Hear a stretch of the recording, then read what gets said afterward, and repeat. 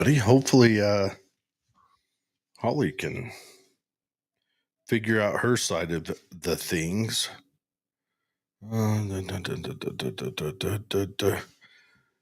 she is in Colorado and trying to get stuff figured out there. So while I get everything figured out here, I guess she'll be there trying to get everything figured out. And I don't know. We do have a guest tonight. They'll be coming on at about 6:30-ish. And yeah. Actually two guests. We'll chat with them. But I really want to talk about this cascade of meltdowns. Cascading. It's insane. I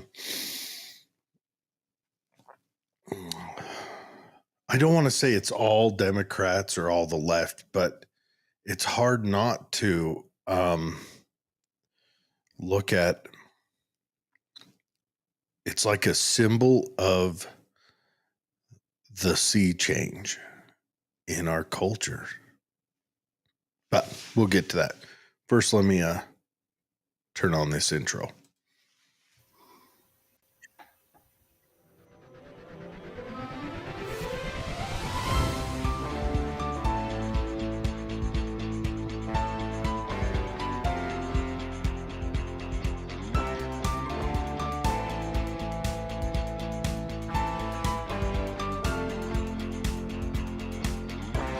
Live from Utah's Wasatch Front, the pulse of the Mountain West, where the issues that shape your life meet the truth that sets you free.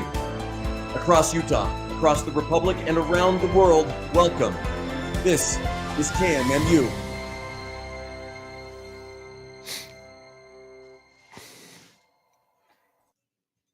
Okay. All right. Again, thank you, KMMU, for making that intro for us and knocking that stuff out. But anyways, so this has been, I haven't followed the news much this week. This has been a work week for me, heading into my big weekend out of work. But there has been meltdown after meltdown going on all sorts of fronts. And I'm almost beside myself on a lot of it. But the big one is the Sydney Sweeney, she's an actress that is attractive and well endowed in certain areas that makes her a popular figure for I don't know. And I highly doubt, well, maybe not, because I watched a video earlier today of her doing some competition shooting. So maybe she is a little bit on the right wing or conservative or maybe libertarian or just free loving American. But either way, and later on in the video, I'll try to find it. But anyway, so she did this advertisement for American Eagle, which is, I don't know, they've been around forever. They were around when I was hip. Blue jeans ad, and it's, I don't know, I should just look it up and show the ad, but she's talking about how genes are handed down from parent to child and humana, and she has, her genes are blue, and she's blue-eyed, blonde-haired, very attractive lady. And then a voiceover comes on and says, Sydney has good genes, and she's wearing a jean jacket or a jean shirt, blue jeans, not wearing anything under the shirt. And the shirt is unbuttoned to a way that it's very, you know, anyways, it's, it shows enough to make any guy and probably a couple of girls stop and let the commercial play. And so I just want to say in today's age, it's, we're in an attention economy. If you're making a commercial, you probably need to make the commercial like that. You need to make it so that people will stop to watch your commercial, to sit through it. And over the last 10 years, however, probably starting about 2010 through 12, there's been a takeover by the left. And I want to say, I think the left, they come in with good intentions, but I think they would sell prosperity, and they would sell anything possible, or anything positive about their family, their culture, anything down the river for feeling good, not for, or to appear to be doing good. And I don't think they care if they really do good. They just care if they can say they have the perception of doing good. So we all remember Victoria's Secret models getting a little less attractive. And I don't want to say that any of them were unattractive, but they got a little further from the mark of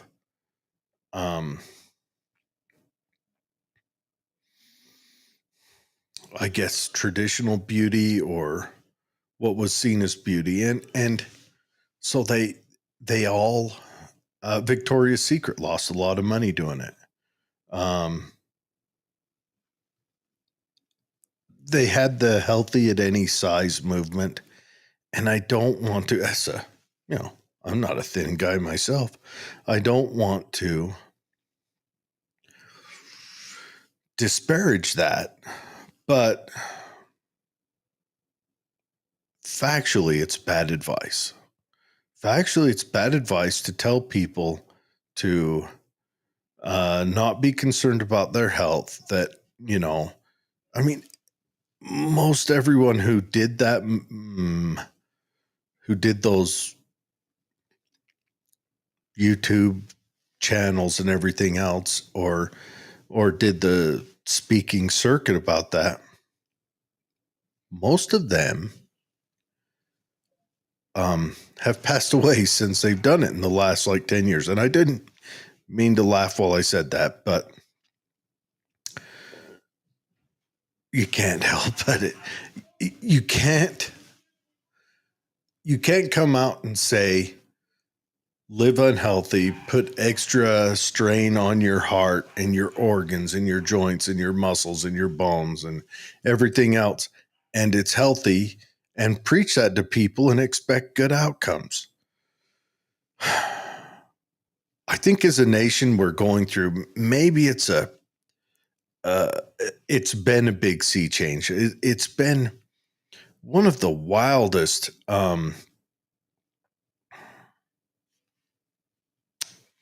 pendulum swings, political pendulum swings for forever. I mean, historically, there's been pendulum swings, but there hasn't been ridiculous ones. This would be like if there was a pendulum swing. I mean, there's been religious ones that's been like this, but this would be one that was like, how do I put this? This might be insensitive, but imagine the first time the ancient Jewish people came down and said, this is what the covenant is. That'd be a big pendulum swing. For those of you who don't know what the covenant is, it's the circumcision. Imagine that first time that came down. I imagine that was pretty stark. I imagine that split the community pretty heavy, especially the adult men were like, what? So, this pendulum swing we have in a matter of less than 2 decades, we have gone from a swing where the Republican Party wanted to make it mandatory that you taught Bible and all that in your science class, and then swung all the way over to the Democrat side where they have repugnant stuff such as shout your abortion and all that. And that is just, I mean, to go out and celebrate that stuff, that to me feels evil. And then we go from that, and now we're moving back. And so we had Victoria's Secret around, circa, 2010 with all these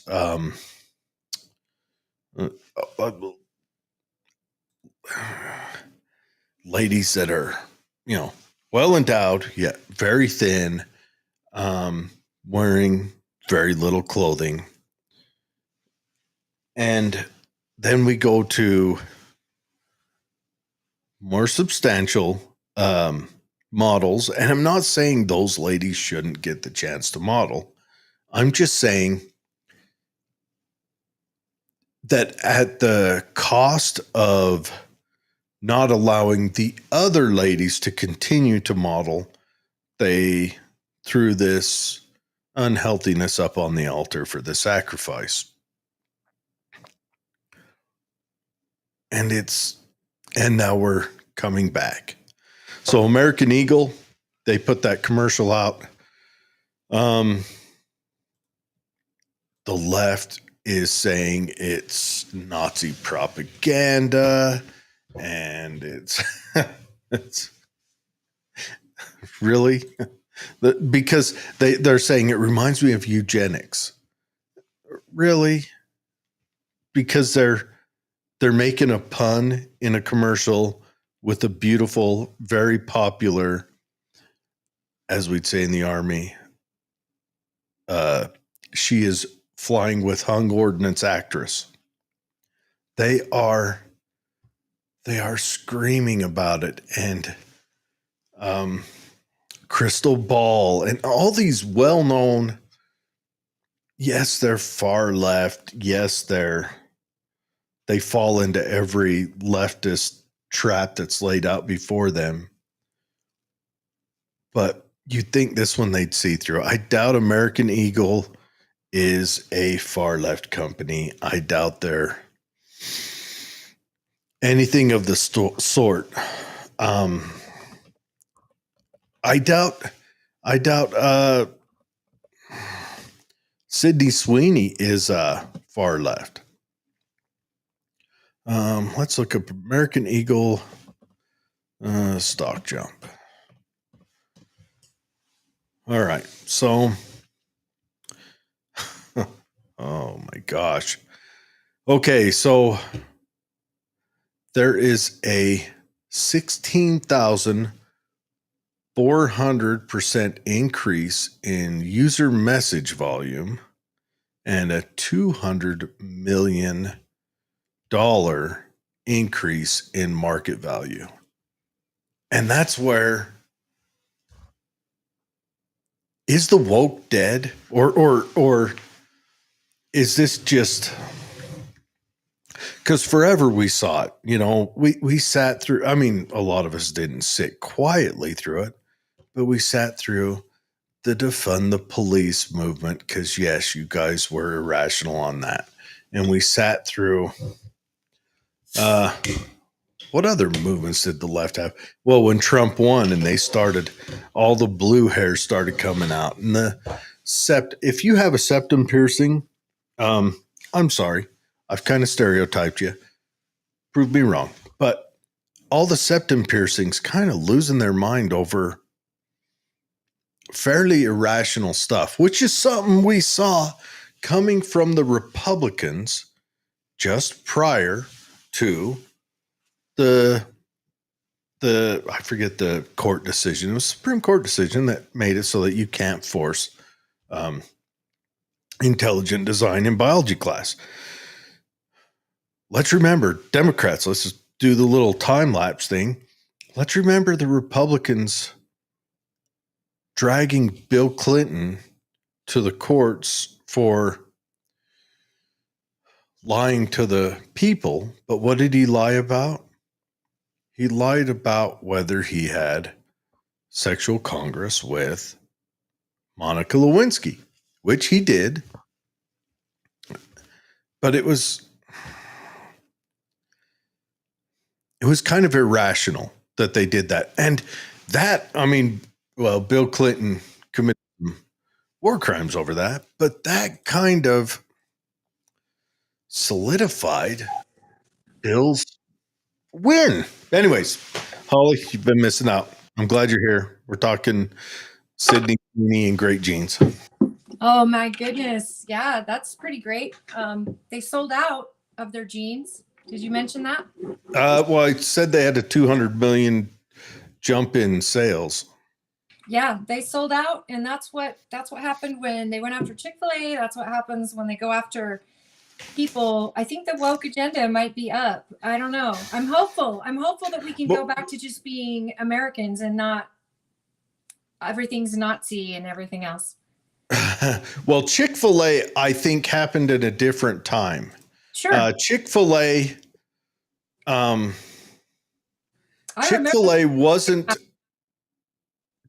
wasn't during this end of woke. So Chick-fil-A just caused a rift. I think the beginning of woke. It's like when it all came to a head, and then because the CEO believes in families. It was during the gay marriage thing. And he just said, I believe that marriage is sacred between a man and a woman. And then this whole mob was like, boycott them. And I was there that day, and I didn't mean to be at Chick-fil-A that day. We were at the mall, and that's what sounded good. And the line was so long. And I'm like, what is going on? And people said, they want us to ban Chick-fil-A. So this is our response. And they made so much money that day. Yes, but they made money from their conservative side. Yeah. This one feels different because this one is the woke getting. This one is the people who buy into that crap. This one is showing them to being wackos. Sure. And then you're seeing the left eat their own, kind of, because people who would normally be left leaning are even saying, wait a minute, this is a commercial with a smart way to play on words. Seriously, it's a pun. It really is. They had a pun commercial with the hottie. And did you see Dunkin' Donuts just did one too? Dunkin' Donuts is doing I don't know what it is, sunrise something. And this kid, blonde, blue-eyed kid, he's laying out, soaking up the sun. And when he's soaking up the sun, he drinks this. And because I have good genes or something like that. And they're doing the same gene type thing, but it doesn't play on words like GEANS. Well, they're just throwing it right in people's face. Duncan did a thing right after. Yeah. Is it? Well, I mean, we all know Sydney Sweeney. She's what's going to keep she's going to keep you from walking away from your television. And I don't know who she is. Her in that Canadian tuxedo where it's barely buttoned up. She's going to keep you sitting there. Even most of the girls are going to stay sitting through that. And I don't even know who she is. Should I know who she is? Sydney Sweeney?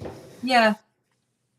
Do you remember when Saturday Night Live had the controversy a couple months back where the girl had a shirt on or a dress that was squeezing the ladies together and had them popping up real high, and so everyone made the left threw a fit over that? I don't. But I don't watch Saturday Night Live. You didn't have to. I don't watch Saturday Night Live, but that's all there was. That was all anyone talked about. That's Sydney Sweeney. She's blonde. She's petite, but she's top heavy. Okay. Is she like a movie star, or is she like an Yeah, OS she's star? an actress. I will. Okay, let me put a picture of her up. Did we I'll talk about? just- Can you talk about the guest that's coming up while you're looking for that? No, we'll let him talk about him when he gets on here. Well, We'll no, have plenty I of time with him. The format. I'm saying. No, let's let him talk. We don't want to chew up other time. He'll come on and talk about it. Well, we have two guests tonight. One starts at 30 and the other starts at 7. That's what I'm trying to explain. Do you see Sydney Sweeney now? I see her, but I still don't recognize her. Well, I've never seen anything she's in, but because of this controversy, I would see her. I would recognize her. I would, she's in a show called Jordan. Hey, what's up, Jordan? He says, what's up, brother? Always give great advice about health. We need more independent-minded libertarians in office. We could use one or two libertarians in office. But we were talking about what I talked about before you got on here was how the left had pushed Victoria's Secret and everything else. It seemed like the models had become less healthy through time. And it was forced on us. And the attractive models got kind of pushed out so that the non-traditional Are you talking about larger models? Yes, beautiful at any size models could be pushed on, which I'm not disparaging larger people, but it became. It's not Victoria's Secret brand. And it became ridiculous. Don't try to tell me. I don't think it's the left. I was talking about the left always comes in. They think they have well intentions, or I think the left does stuff so they can say they're doing good. They don't care whether they are doing good or what the outcomes are. They just want to say it. It's just like with the immigration thing. They want to say they're doing good by bringing all these immigrants in, not caring whether the outcomes of that are, downward force on the labor market, housing costs rising, blowing the roof off, crime going up, people, the high trust communities dying, all that other stuff. They just don't care. Right. They want those voters and they want those districts expanded. Yeah. And so I don't know. And that's just how the left does things. It's just, yes, they want those voters. They want to have, they get more congressional seats, the more people they have on the census. But I don't know if it's just the voters. I think it's also the pandering to the empty-headed morons that are coming out of college. It's also government control with the need of these immigrants being on the government dime, therefore the loyalty and yes, the pandering coming out of colleges where my brother told me a story. In fact, I got to see my brother Doug this weekend or last week. Good. Yeah, it was so great. And he was telling me about someone he knows that when he graduated from college, that he's like, I thought I would be doing more activism since I graduated. Like they make it sound like you are doing this activism stuff. And I'm like, that is right on brand with universities today. Well, I think there's activism that you do as an adult instead of working a job and supporting a family. And that's so on brand. Well, and also, the politicians, any of the politicians that vote for that, Carrie Bartholomew says, let's talk about Sweeney. Carrie, if we still got time at the end of the show, we'll bring you on and have you talk more about it. But because we have two other guests and we're going to run them through, but it's gotten to where you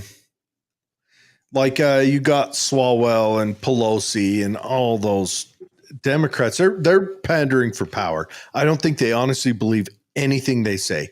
They're just pandering for power. I don't think one of them cares about the outcomes for you. They just care for power amassed to them personally and to their party on the whole. Don't get me wrong. Republicans are the exact same. Sure. Republicans only care about power absorbed into their party. So in DC, I think locally we have got good Republicans and Democrats. Yeah. Well, hold on. Let me finish my thought before we go wandering off. But none of them have to live with the effects of what they pander. At least the Republicans' outcome is neutral, sometimes good, sometimes bad, but more in a conservative religious sense for the common man. Democrats, theirs is almost universally awful for the common person. Now, granted, I think if they could pull off universal health care, great. I just don't think it's possible. I don't think that that's a mark we can meet. I just don't think so. Maybe on a state by state level, I think individual states could take it on and do it. But I don't think we could meet it on the national level. It'd bankrupt us overnight. We would become so beholden. I mean, look at England and their NHS. That's their main voting issue. Every time they go to the polls, it's all about the NHS. England would vote to cut the right leg off every future born child if it kept the NHS going. And that's where they're at. And that's what happens when you get in bed with a blood-sucking monster. Yeah. I mean, I agree with you. Do we have the link sent out, by the way, to? Yep. Brad is here right now. Oh, good. So I'm going to bring him on, but I got to step out real quick right after I bring him on. Excellent. Then I will introduce Brad. And hey there. Yes, Brad, you look like the President of the United States. No. Look at that backdrop. It's in my office. That's so cool. So, ladies and gentlemen, I would like to introduce my very good friend, Brad Pratt. He is running for mayor of Tooele City.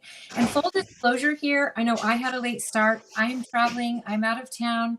But I am very, very good friends with Brad and his family. I'm also friends with other candidates and the former mayor. So I leave that right up front. This seat is a very important seat, as you all know. Those of you looking for, you got your ballots in the mail and you're looking for a candidate that you can get behind. I urge you to listen to the show and to read what you can about all the candidates. Brad and I and Jared are going to talk not just about, his campaign, but we want to go about issues that are affecting the city, but not just our city even. We can talk about what's affecting all the cities, but Brad's going to share his impact on Tooele City and your experience. And we're so grateful that you made it to the show today. Thank you. Can you hear me? Yes. Yes, we can. How you doing, Brad? Good to see you again. I'm doing great. And Holly and Jared, thank you for having me on your program. I think that you bring up some amazing, great things that we all need to think about and we all need to work on. And let me tell you, and for all those that are listening, let me tell you a little bit about why I decided to lose my mind and run for mayor. Holly knows a little bit of this, but I'm a lifelong resident of Tooele. Been here for a lot of years. My wife Kay and I both grew up here in Tooele, and Kay and I have been married for 48 years. Wow. We met when we were teenagers. We met because both our mothers worked for Tooele City. My mother was the treasurer for Tooele City, and Kay's mother was the city librarian. and we met fairly young. We didn't get married young, but we met when we were 14. I'm running for mayor because I think I bring a rare combination of values to that office and experience, with government leadership and with business background, and a lifelong commitment to this city, to Tooele. Kay and I started a company 30 years ago, and we've had a medical management company for 30 years, which has grown to the point of being a national footprint with that company. I had the opportunity to serve on our city council for 8 years in Tooele. That was 4 years as chairman of the council and 3 years as the RDA chairman, and with that period of time that I got to serve, I helped see this city through a lot of critical moments. Some of those moments were economic expansion. Some of them were legal issues that the city needed to deal with, and was able to help lead this city through a lot of those critical moments. I think part of that was because of being a lifelong resident in this community, being a business owner in this community. And I think that helped in my decision-making ability on doing taking care of those things. The other issue is that, like I say, we're lifelong residents here. We have raised our children here. We have 3 children. We have 6 grandchildren. All of those are here, growing up here, playing on the same baseball fields I played on, and going to the same schools that we went to. I think that gives us a unique and gives me a unique vision of this city and the leadership that it needs.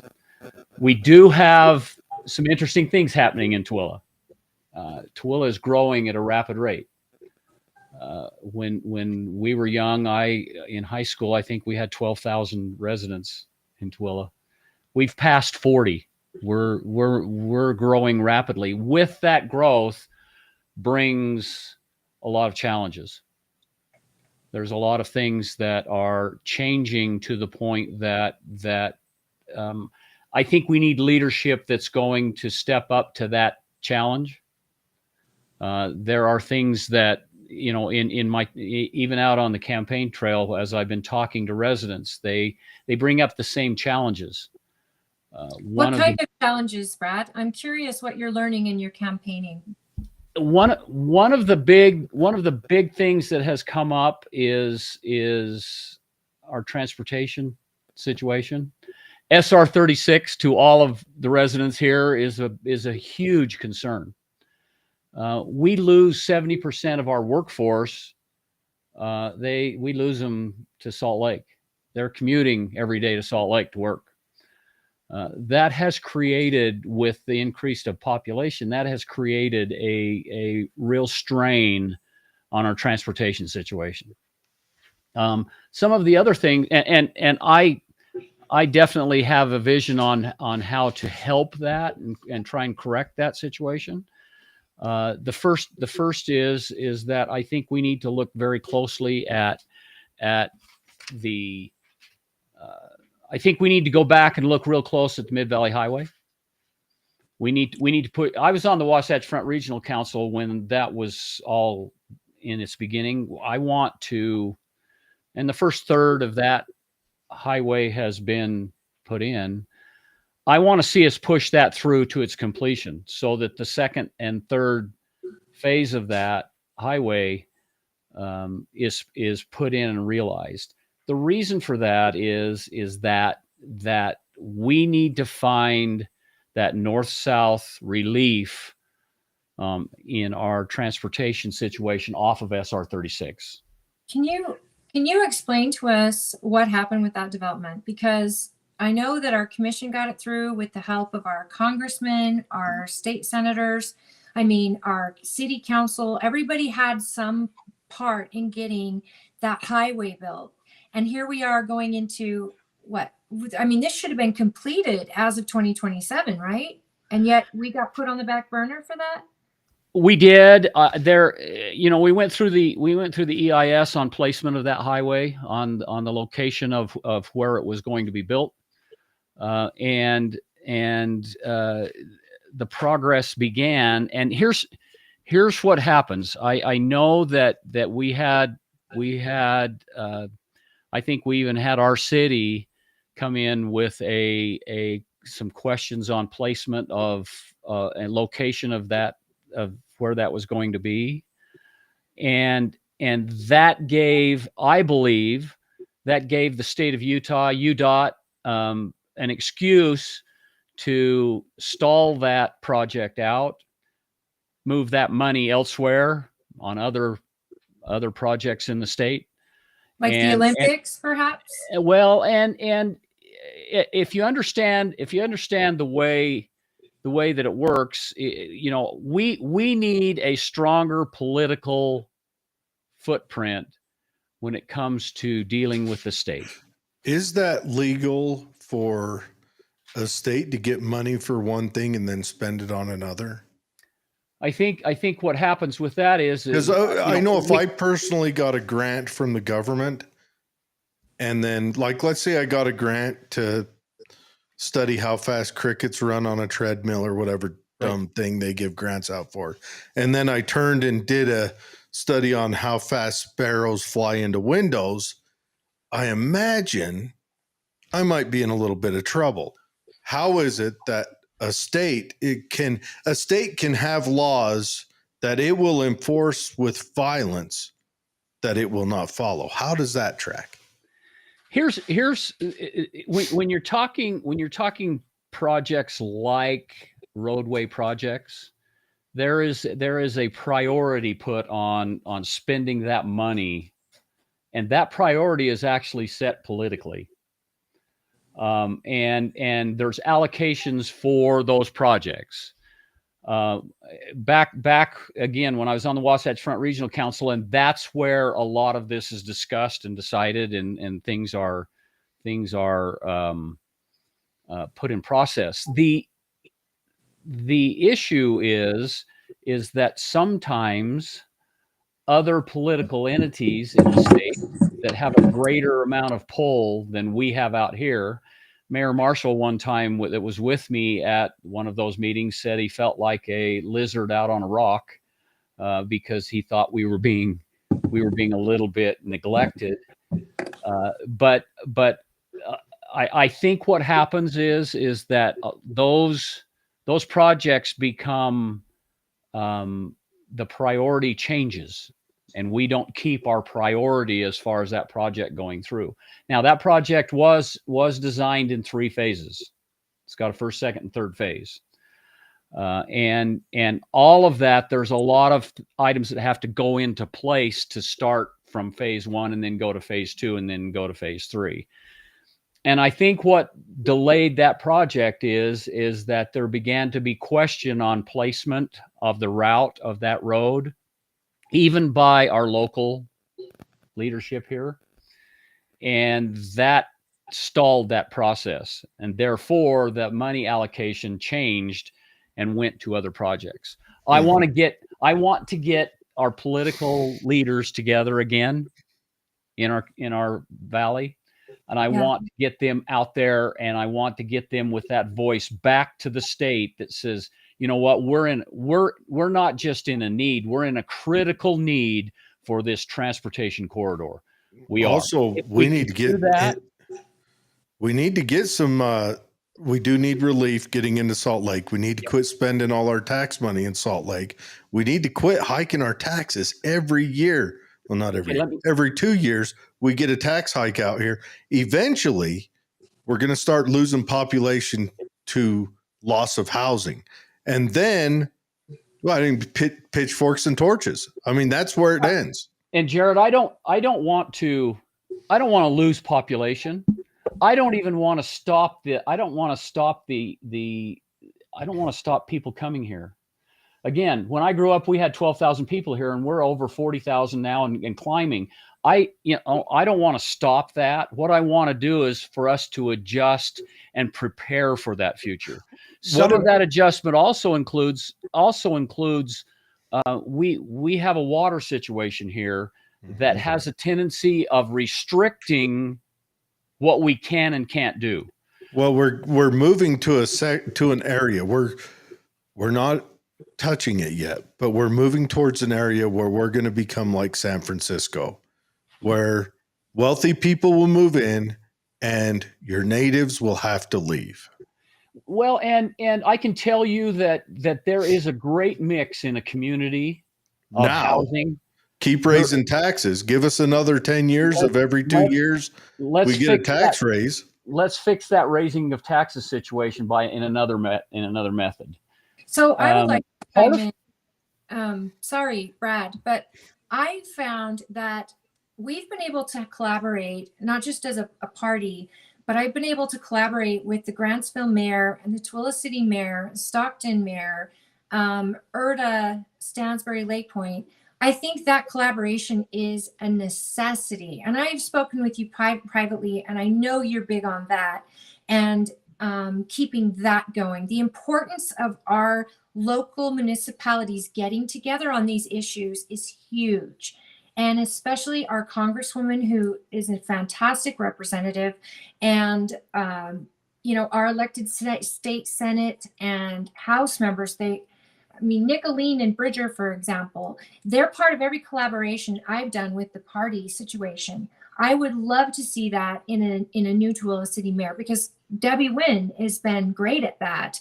And we've got a new mayor coming in Grantsville also.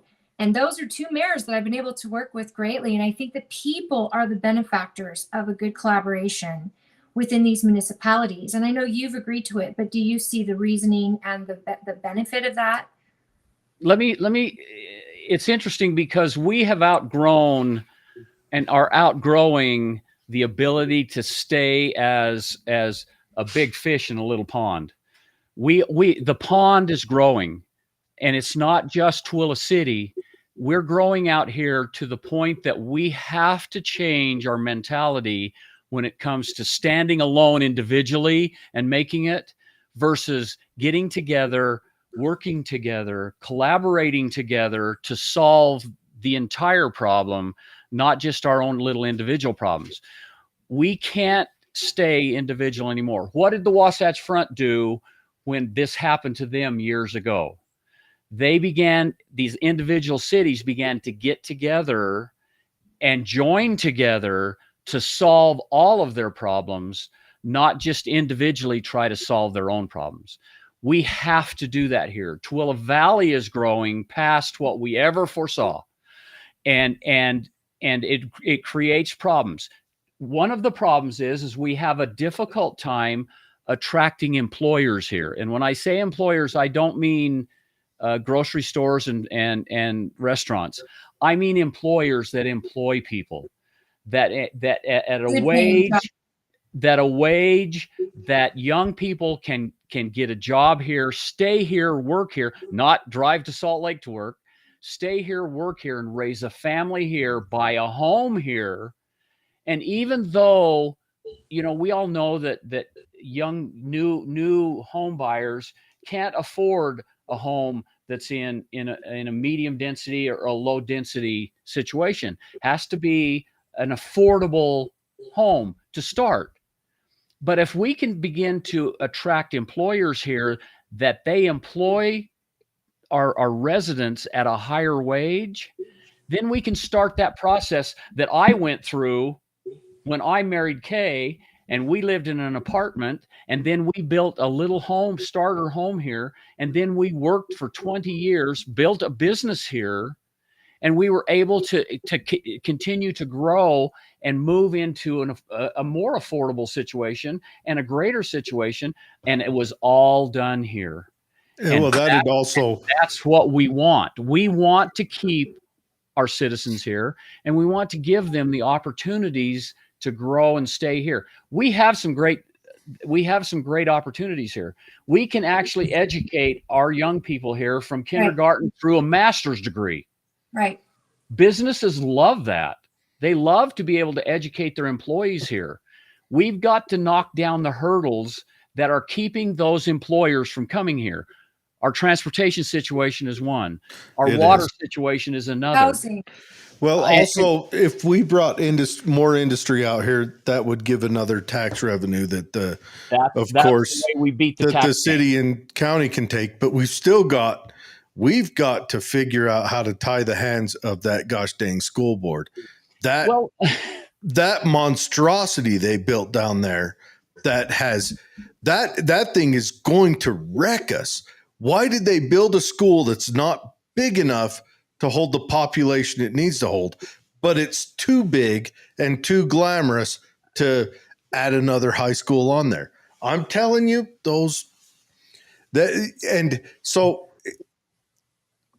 if we keep going down this track, we're going to head towards to where only wealthy can afford to live out here.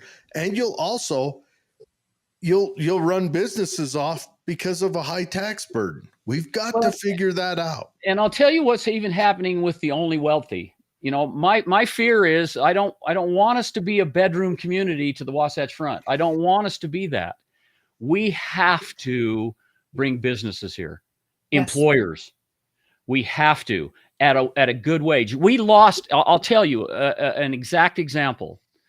When I was on the city council, this was a number of years ago. We had a company that looked at coming here. They were going to locate in the industrial depot on the west side of town. It was a tech company. They needed trucking to I-80 and to the airport, and they didn't want to drive down SR-36, and we didn't want them to. Secondly, they needed a little bit of water to do their process. It was a tech company. We couldn't give them both. They would have hired 600 jobs, entry-level wage coming off the street, 20-year-old young man off the street, $26 an hour. Now, that was 9-10 years ago. We lost that company because those hurdles we couldn't get over. And they went to a little town in Texas and located down there, and those 600 people in Texas got those jobs.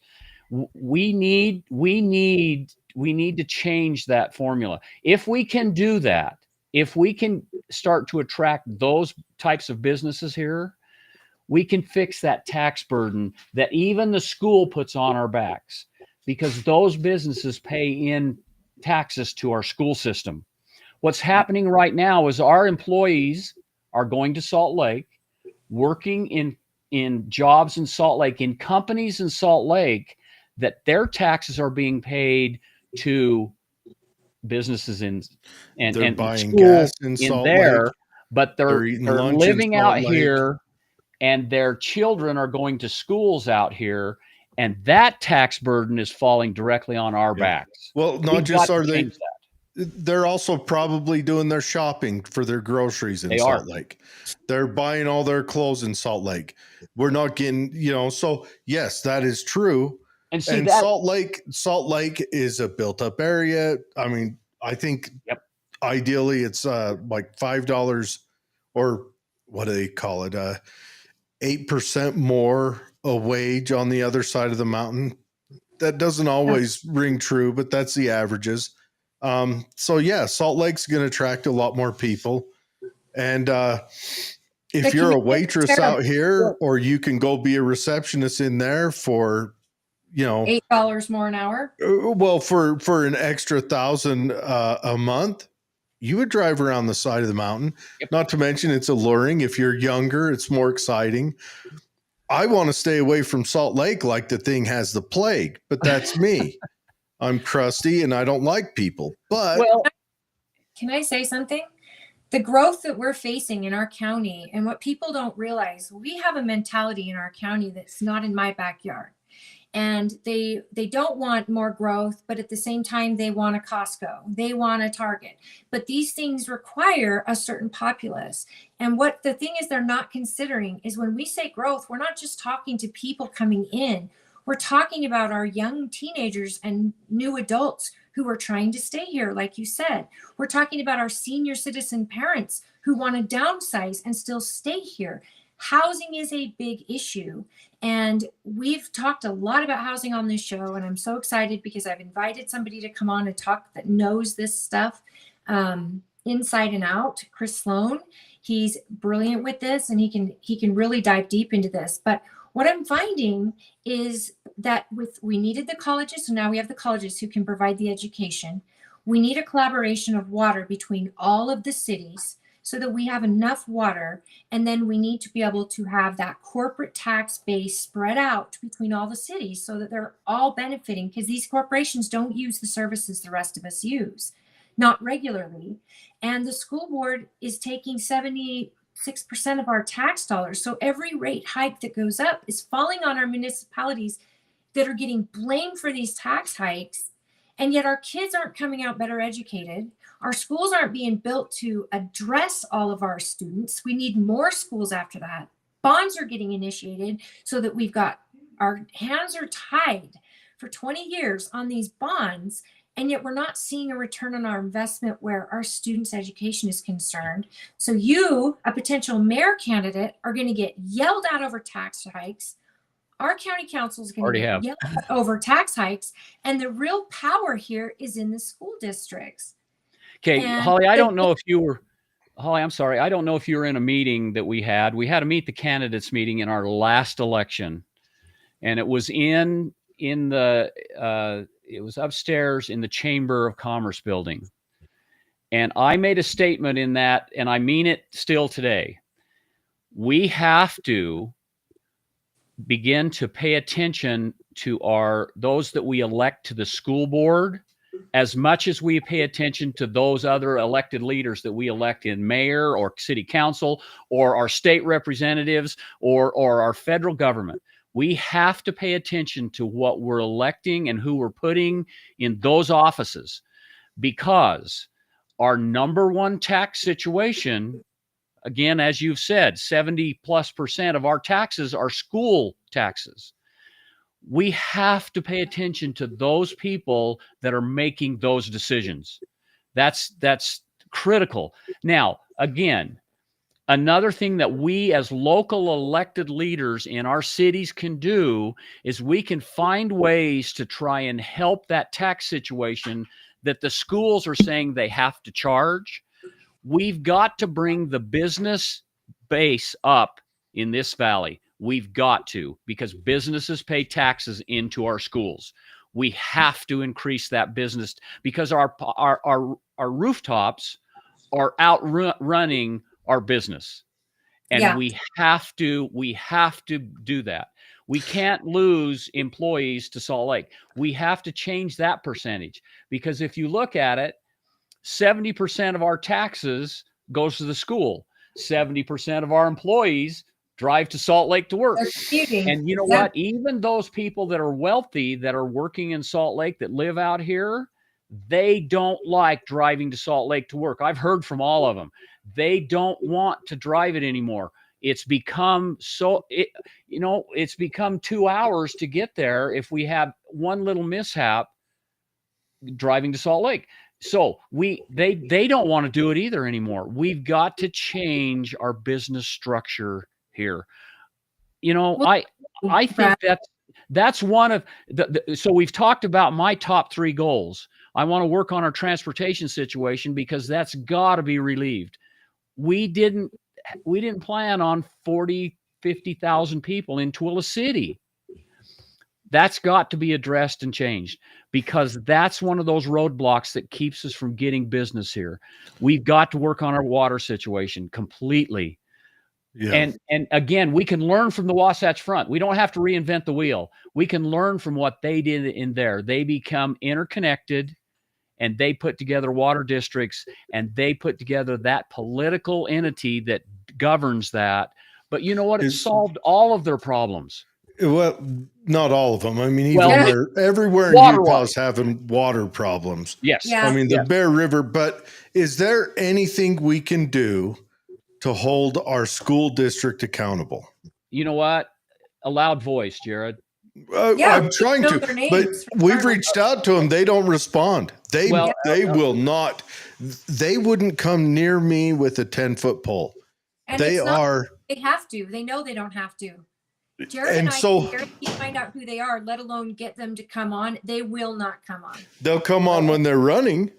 And Yeah. here's the other issue. Again, it's like I say, we have to pay closer attention to those people we're electing in those, and not just local. We need to pay close attention to who we're electing on school boards and our leadership of the school situation. I think, and again, I'm a business person. I've ran a company for 30 years and had such an impact that, I mean, we've Kay and I, and you get to talk to Kay here in a few minutes, but Kay and I,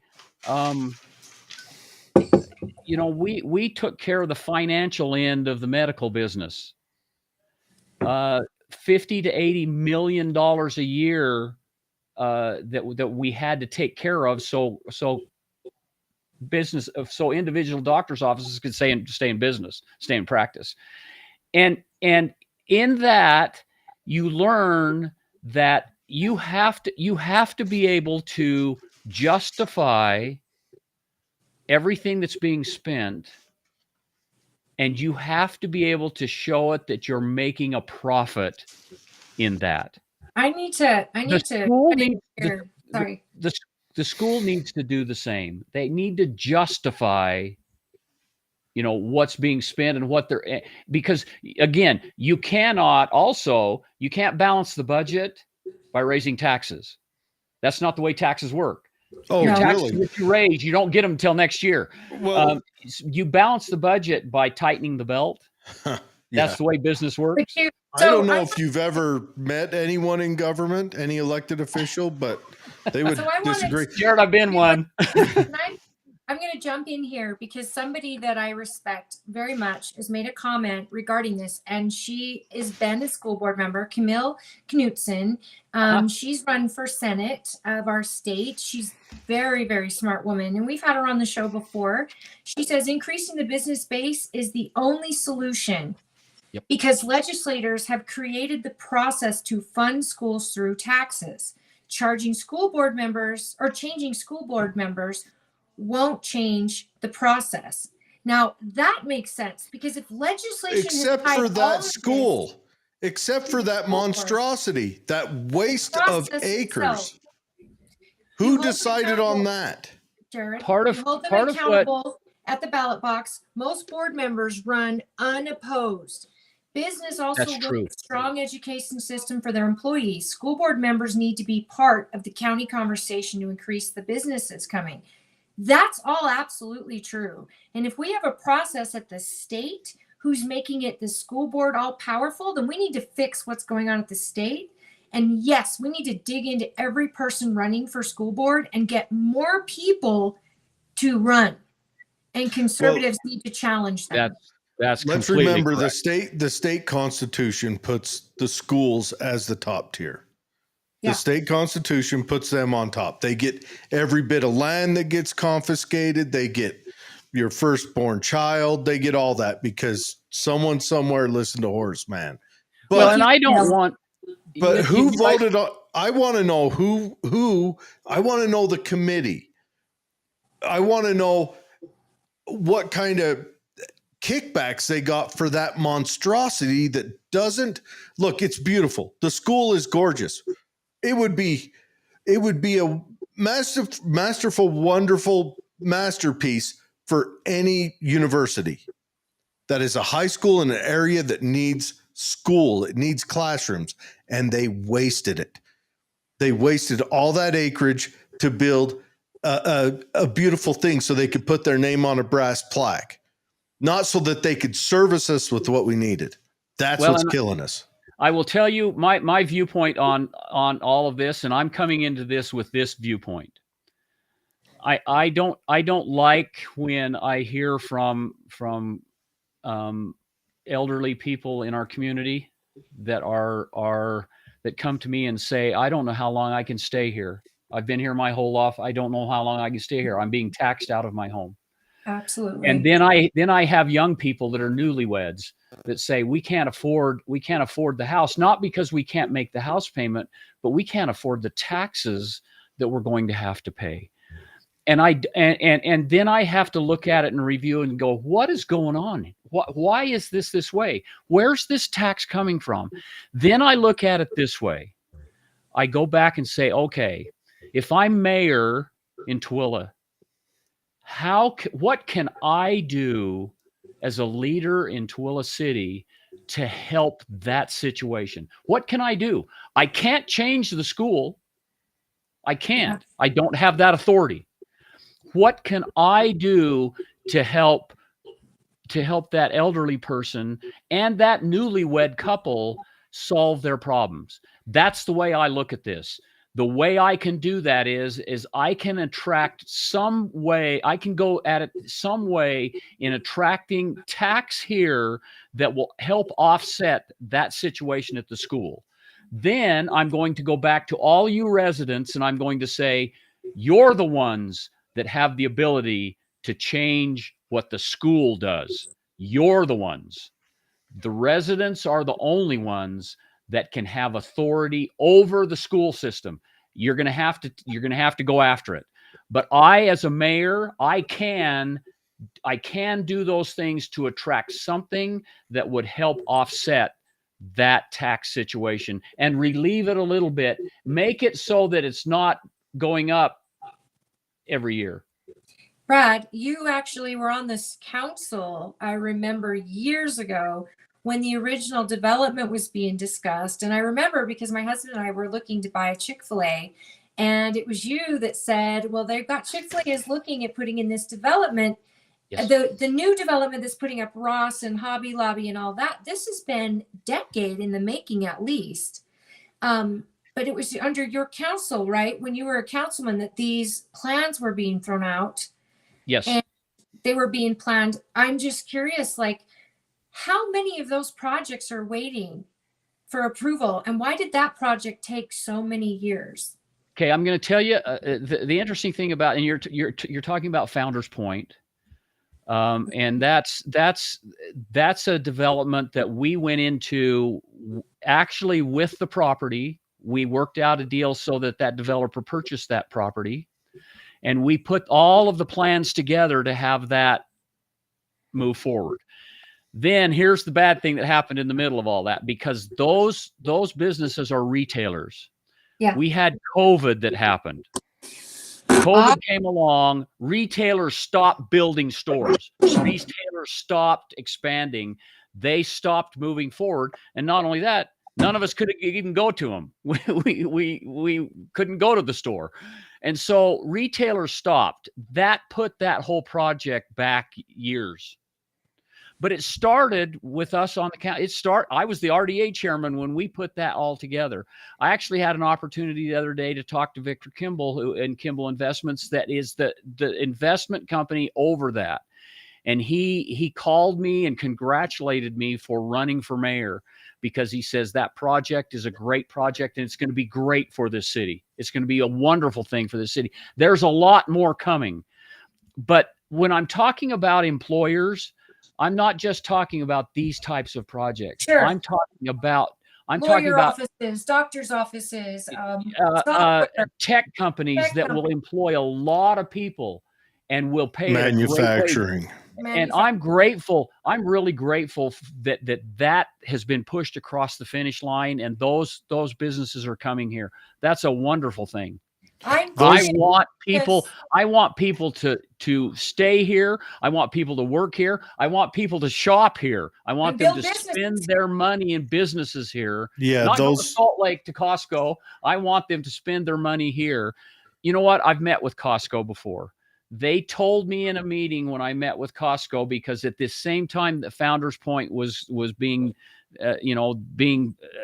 developed, I met with Costco. Costco told me that the only way they would look at here is if we had 120,000 residents in Tooele City. That is 3 times what we currently have. Our SR-36 couldn't handle that, not on any given day. Yeah. So we need to change some things before we get to that point.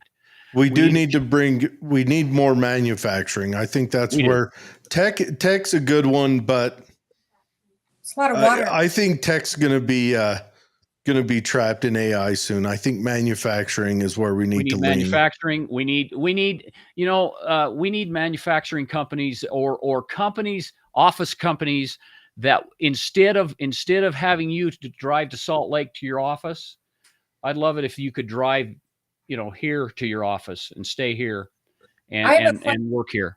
About that development, because I know Tooele has done this in the past. In order to attract business, they give a tax break. Is that development that you're referring to? Are those folks getting a tax break, or like some of the new developments aren't getting any? But I'm curious if that's what it took to get development out here. Some of them, yes. Okay, let me tell you one. Cabela's that came here. Cabela's is located and it's a distribution center that's located out in the Peterson Industrial Depot. They did get a tax break to come here. The problem with the old formula of those tax breaks was that in some circumstances that tax break was extreme. Sure. In other words, as much as 70% tax break for a lot, maybe 10 years. Cost to the citizens, if you think about it. We can't afford that, because what am I looking for? I'm looking for that business that comes here that pays taxes into our system. Yeah. Now, Purple, didn't they get a tax break? And as soon as it was up, they pulled roots. I think they did. Yes. Yeah. So I'm still crazy anarchist here. I still think it's ridiculous that we say that this make-believe entity, and sorry, governments make-believe. It's make-believe, because once you lose faith in it, government has no power. And government, for any of you government listening, you're making us lose faith in you, just like the churches have. The churches are on the downward slide. I'm not saying that's a good thing, but the churches haven't done things to make the faith stay up. Governments are doing the same thing. Once we lose faith in you, there's nothing left. It's just violence. You call it an untrustworthy. But why? Call it. What's that? When the society's losing trust in something, you called it something. A low trust society. But the government, this make-believe entity, owns everything. They own the house you and your wife built. Yep. They do. You have to pay them. You don't own that house. If you have to pay someone every year to have it. Yeah. So let's maybe, the American flag, we're all proud of it. Our founding fathers would raise up arms against us. That's something Jared, to drink in. It's interesting that you would say that.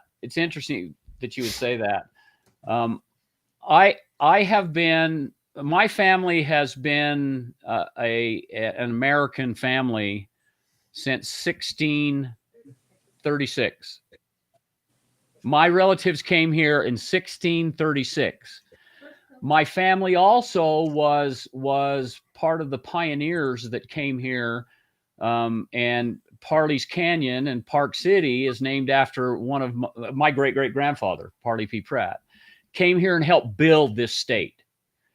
And so when it comes to patriotism and when it comes to being proud of where we live, that runs pretty deep with me. I mean, Sure. Real deep. And I don't like it when we have elected leaders that we begin to lose faith in those leaders. It's not just the leaders. It's the whole institution. Yes. The whole institution. Here's the other issue. Kay and I could have lived in any city in the United States and ran our company. I mean, we run our company via VPN and remotely. That's the way we run all the offices that we've worked with. We could have lived in Maui, but you know what? I have never found a city that I like more than right here in Tooele. Same. Ever. I've never found one.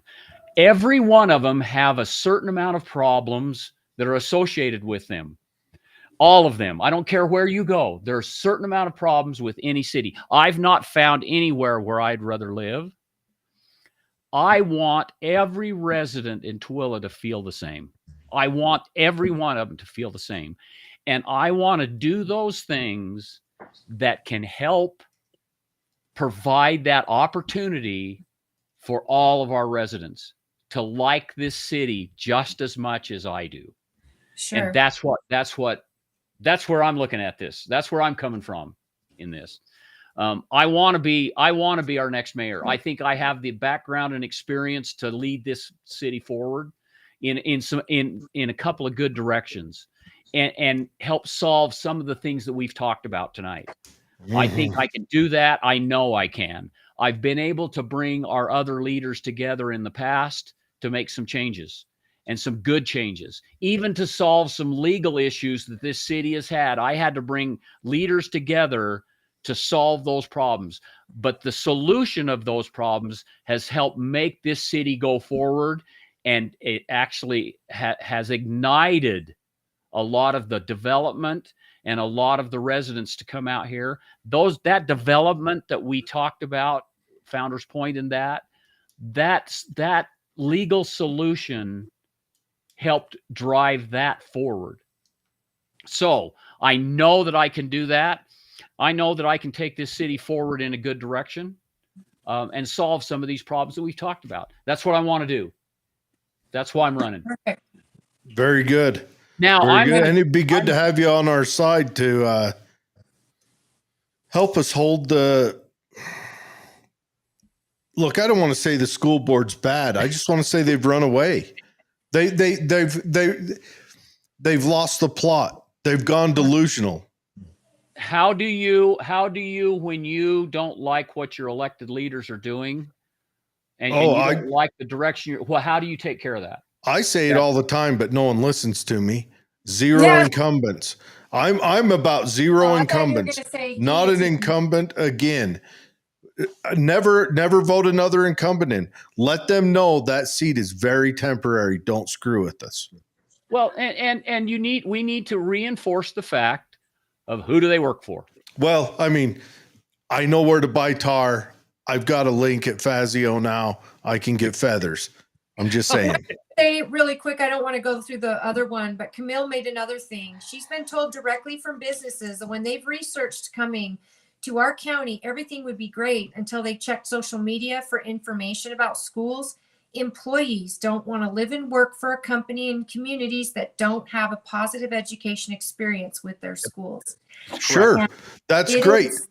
Don't build big monstrosities that are overcrowded the day they open and leave every other school there overcrowded and then have a tax burden that's going to Well, she mentioned that there's a rule. If you visit multiple schools in the state, they build them with an open type floor plan. The square footage of the building is based on the current school population. Oh, there's a law? The district is not allowed to build for proposed growth.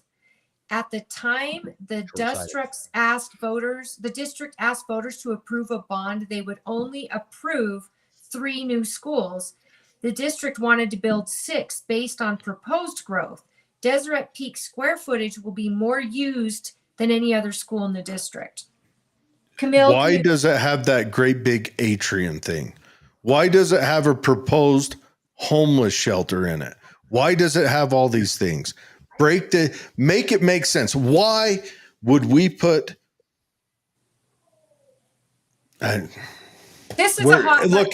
Me and Camille's had it out on the show about it. This is. You know what? Keep going. Keep going. When this country's in a smoking ruin, say, hey, I wasn't there. I only followed the rules. Keep going. I'm good.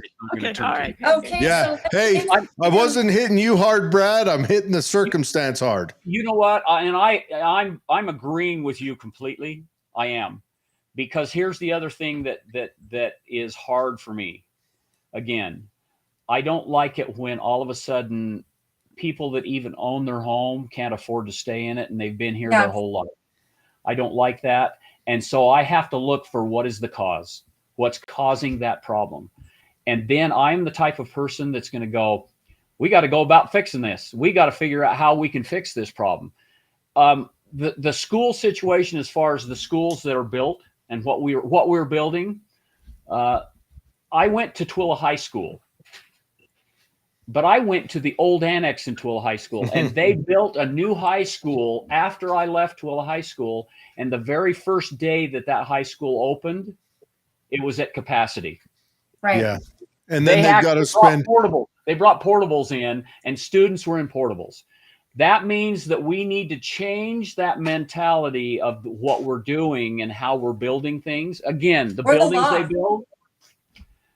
We need to look at who's designing this. Are we getting the biggest bang for our buck? I believe that tax dollars don't belong, like Twilla City. The tax dollars that come into Twilla City, they don't belong to Twilla City. They belong to you. They belong to the residents. And I'm telling you right now that that's the mentality that has to happen with the school system also. Your taxes that you're paying into those schools, those kids that are being educated belong to you. They belong to us. And you know what? If that money's not being taken care of properly, we've got to go about changing that. So we can do it. We honestly can. I'm going to tell us how people can get in touch with you. Tell us how people can get in touch with you to get a hold of you and talk about these issues, and also maybe get to know more. Do you have a website? I do have a website. My website is votebradpratt.com. I also have my email that I put out there. I have a flyer that's gone around. My email is bradpratt7@hotmail.com. My phone number, and I'm glad to give this out too. I'm writing this down in the chat really fast. So your email is bradpratt7@hotmail. Yep. Excellent. And my phone number, 435-840-8173. And there's nothing I like more than talking more than I need to. So everybody call me. 435-810. No, 435-840-8173. Excellent. Now, I do appreciate that. And that's in the chat. So if you guys want to check out his email, check out his website, go see it, go read the issues, and then give him a call, because if there is, he just made a great point. He will talk and go through all of it. He's the crazy person who just put his telephone number out on the internet. Yeah, okay. Brad, crazy. It's okay. But I do want to introduce your partner and your lovely wife, but I want to introduce her in a different way, because not only is she the wife of this mayor candidate, she is also a member, newly elected, of our county state central committee, which is a Republican elected seat that is the governing body of the party. She's also somebody that gets, she helped knock on doors with me during the Trump administration, or the campaign for Donald Trump. She's been a huge supporter of Trump. And she's somebody that's highly engaged politically outside of the county. She's on the state level and working on the party politics, as well as kind of holding these electeds accountable. And I want to introduce Mrs. Kay Pratt. Thank you, you guys. Thank you, Brad. I wanted to get in on this conversation about the schools really quick, because it ties in together. First of all, I agree with you, Jared. The schools, the architecture, they need to be, every ounce of that space needs to be used for classrooms. The open air feeling is a waste of money. It costs money to heat it, keep it cooler, and it's wasted space. It costs money. We need to have the schools looked at again on the architecture so we fit more students in the same square footage. So I agree with you on that. What I've done on the SCC is working at the school board from the state level. Our first assignment at our first meeting was to select 3 candidates to replace Molly Hart in District 7. She moved on to take Sid Dixon's place as the superintendent of the state school board. So Molly moved up. That left a space open on District 7. We vetted candidates, probably, I think we had 8 Zoom meetings about that prior to the first SCC meeting. We vetted all of the candidates. We looked into every detail about them. We picked the top 3. They went to Governor Cox for him to choose. He chose, finally, it took a month, but we took the top 3, and there was a lot running. And he chose Aaron Longacre just the other day, just a couple days ago. We sent him Glenn Burton, and we also sent him Chris Kimball. And she had won the caucus, Chris had, but when we vetted them all, we sent them 3 like we had. So that's going to change things at the state level, which is exciting. And that will be where we can also start looking at things. They've cut that department in half. So that's going to free up some money. There was 400 people at the state level in the department that they were working with, and that's down in half. That's from President Trump putting the schools and cutting the budgets, which will help. If we cut the top heavy, and I think the problem in schools is not necessarily the teachers. I think they're overworked. They were getting a lot of state mandated programs that were coming down, teaching things beyond the core subject. They were teaching, trying to be counselors, best friends, emotional. Paulo Fieri. Replacing the parents. They were doing there's a guy named Paulo Fieri. He's a Brazilian guy from the 60s who drew out the way that our educators are educated now. There's a lady in the 90s. I'll remember her name when it doesn't matter, but she wrote a book called Ed School Follies. That's another one of the problems, is that our education schools focus heavy on this. And then also we don't pay teachers a lot. So we don't have a lot of people competing to get in to become teachers.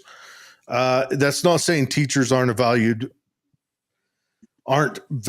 people or aren't good people. It's just competition's knocked out.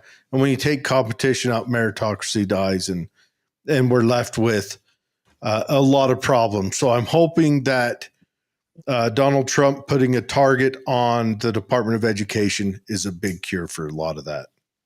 Well, it was top heavy. It's top heavy, and there's a lot of better places for those people to work, and they can still be a part of the school system, but helping to educate the children. We need to put accountability back on the kids too. They don't have to attend anymore. The teachers don't have the ability to make them take a test. They can pass, and that is hard for teachers then to get good test scores out of the kids. We kind of changed the whole philosophy. It used to be when we went to school, we wanted to get a good grade. We wanted to have a higher score, and now it's not required. We need to set those goals higher, and I think that will help kids to be and the scores to go up. It's hard to be a teacher and expect them to learn when there's no accountability, whether they did or didn't. So, but that's one of the things that we can all work on with the school board and with the school system is improve the education, change the people that are deciding how the money is spent. Hold on a second. We're getting some feedback. There we go. Okay, so we can change the. The feedback is pretty heavy. Might be try unplugging the wire and plugging it back in. And while you do that, I want to read Freedom Pro on Rumble said, must watch on YouTube, follow Peak Financial Investing, then watch the cast. Heading Mitch Vexler, real estate taxes have become a Ponzi scheme of biblical proportion school bond scheme. You know, when you think about it, kind of has, where they take from you for passing on to the new people coming up. But really, is there anything in government that's not a Ponzi scheme when you look at it? When you boil it down, government went after Mr. Ponzi because he was competing with them. Well, you're absolutely right, Jerry. Can you unplug your mic and plug it back in? We're getting it's making you sound like a robot. But yeah, that's good. When Jordan says, he says he can't even afford his apartment. Rent is so expensive.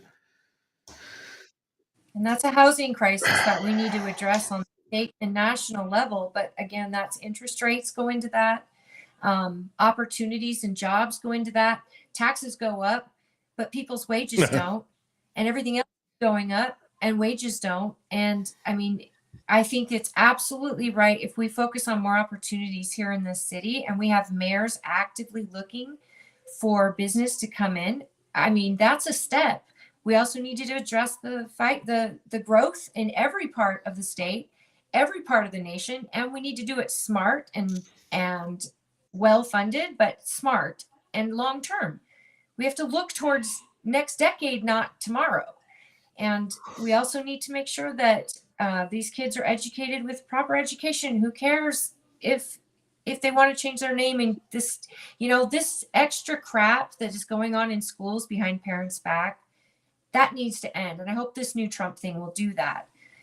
Let's test your mic there. Try that. Is that better further away? Yeah, that's good right there. I thought I had to talk right into it. No, back to the problems with or tying the SCC into this. One of the things on SCC, we'll kind of change the subject a little bit here, is we're really tired of SB 54. And what we're working at changing is getting legislation through the SCC that will, let me read this perfectly for you here. We want to change the primaries and have our own primaries so that if you get signature out, which is for the elite, that's the expensive way to go, and it's bypassing the caucus system. And the caucus system is what gives rural Utah, smaller towns, every person a say.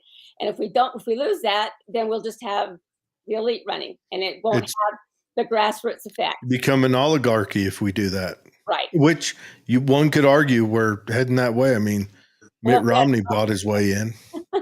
We need to be able to choose someone who really loves the country, not someone who is being influenced by big money and being influenced by corporations that come in from out of state that don't have our best interests at heart.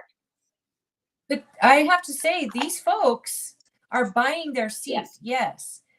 But our populace is falling for it because they see their commercials, they see the ads. We need our populace to be more educated on politics and candidates.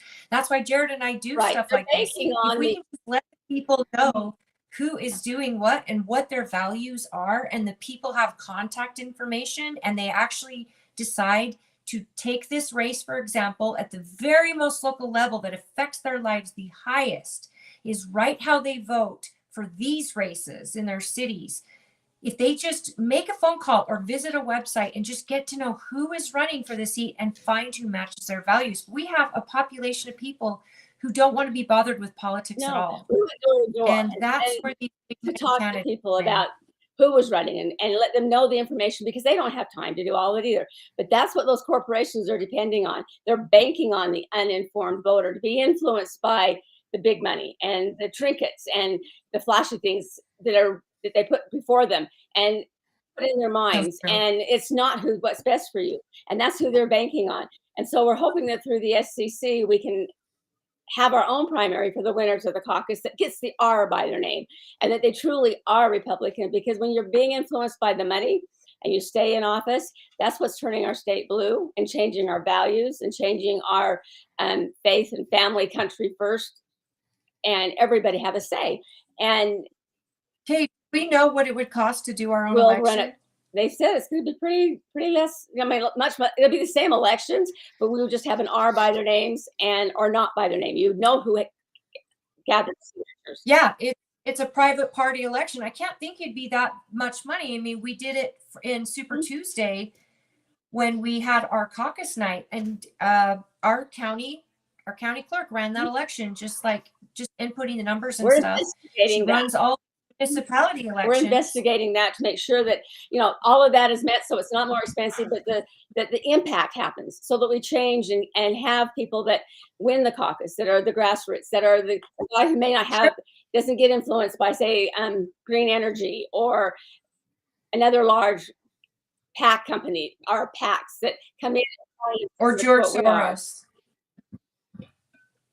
or the what are they called, the ones that I just had a brain fart. But the ones that live in or in New York, who all the countries come together and they purposely hate on, what's that, Jared? The who lives in New York and all the what? That's where they have their meetings. All of The United Nations. Oh, okay. Yeah. And the one world order kind of thing. With a whole different agenda, and yet they literally invest in candidates to hurt us within. Right. And that's what we've got to get away from. We really need to focus on separate so you can see the difference and not let someone come through that isn't following those values that they're being paid by big money to run. Absolutely. I want to put this in a little brain worm in everyone's mind. So now that USAID has been dismantled, I want to see. I've heard the Democrat Party nationally coffers are pretty sparse.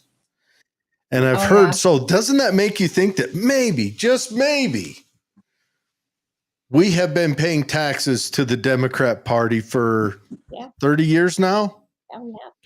And nobody is, I don't know, going to a swing set with a certain knot for it. That is so far criminal. Well, look at it like those ARP funds.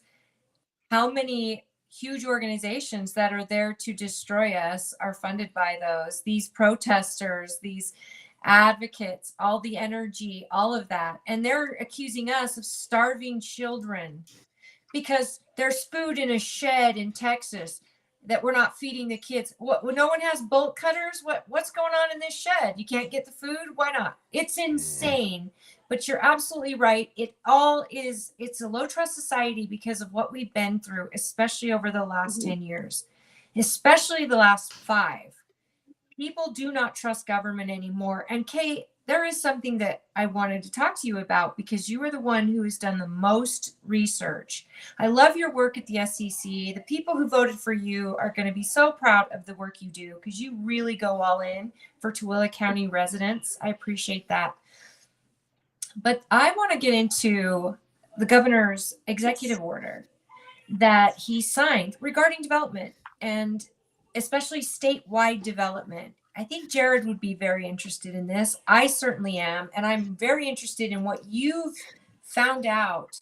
I mean, we've got like a half hour left, so we might stay a little longer. We got someone else who's got something to talk about pertaining schools after this. Oh, good. Okay. So what's going on is they tried to pass SB 337, and that did not. They got a lot of pushback because it is about changing the authority of zoning in our state. Right now, the cities and the counties choose what type of zoning, where the size of house you can have, where rural areas are, low density, high density, medium density, business and residential, and separate it. And they determine that by long-term economic development plans. So they've been working on these ever since, like Tooele was incorporated. Get this, this is interesting. Tooele was founded in 1849. We were an incorporated city in 1853, long before we were a state. We were an incorporated city, and it was on June 19th. So we've had economic plans and growth and how we want our city to be laid out, and where we want business and where we want homes and the future. And that's what we've done for years. And now the state's wanting to come in with the plan to take that away from the cities, and they know better than we do. Well, that's just speaking with forked tongue, because what they've said is not what they're doing. They don't want the federal government to come in and tell the state what to do, and yet the state is trying to come in and tell the cities what to do and take our zoning away. And that's what this whole thing is about. So Cox voted to make it so that a department under him has total control over this. Right. And that's when the SB 337. There's this old saying that is, never vote into law a power your enemy can use against you or whatever. Cox, someone else is going to be governor one day and you're going to have nothing but strip bars surrounding your home. Just he needs to be locked up. No, I shouldn't have said that. But we need to stop his control. what he's trying to do is he's not going to let the cities and the counties, because it's his executive order came out, and it came out May 28th, and under it, it is pushing to have this group of appointed boards do it's called build, and they will choose for us. They'll come down and say, we know better than you do what you want in your city, but not just Twilla, but the entire state. And that board does not include an institution of higher education. It doesn't include the Board of Education. It doesn't include the Attorney General's office. It doesn't include the State Auditor's office. It doesn't include any of the elected officials. It includes private appointed elite groups. Back again to this signature process where money wins. It's going to include people on board that are executive directors that he has appointed. So are they all developers? Yeah. The Department of Planning. What? Developers in Utah getting unabashed power? Yeah. Kim Gardner's Policy Institute. All of these elite appointed executive directors of these departments will come in and say, well, we want your city to have this, and we want to have this corporation there, and we want to have these state authorities. I don't know if you know about the authority boards. Are you aware of those? No. Well, these authority boards, we've got an issue in Park City that got people on both sides up in arms because the state was overreaching, and they're building a development that the canyons can't handle. And it's so much money, and it's hurting their property costs. And they went to legislature to get it fixed, and then something got overridden. And for the state to be able to go in and put a development, and then my elected official cannot fight it, but they're accountable in their races for it, that is criminal. What can we representation? What can we do to stop Cox on his power grab here? Okay, so do we just give him cake so his wife can say let them eat cake, or what do we do? No. What we need to do is these 6 authorities that they're authority boards. They will. There's the Inland Port. There's the Point Authority Board. Let me give you the 6.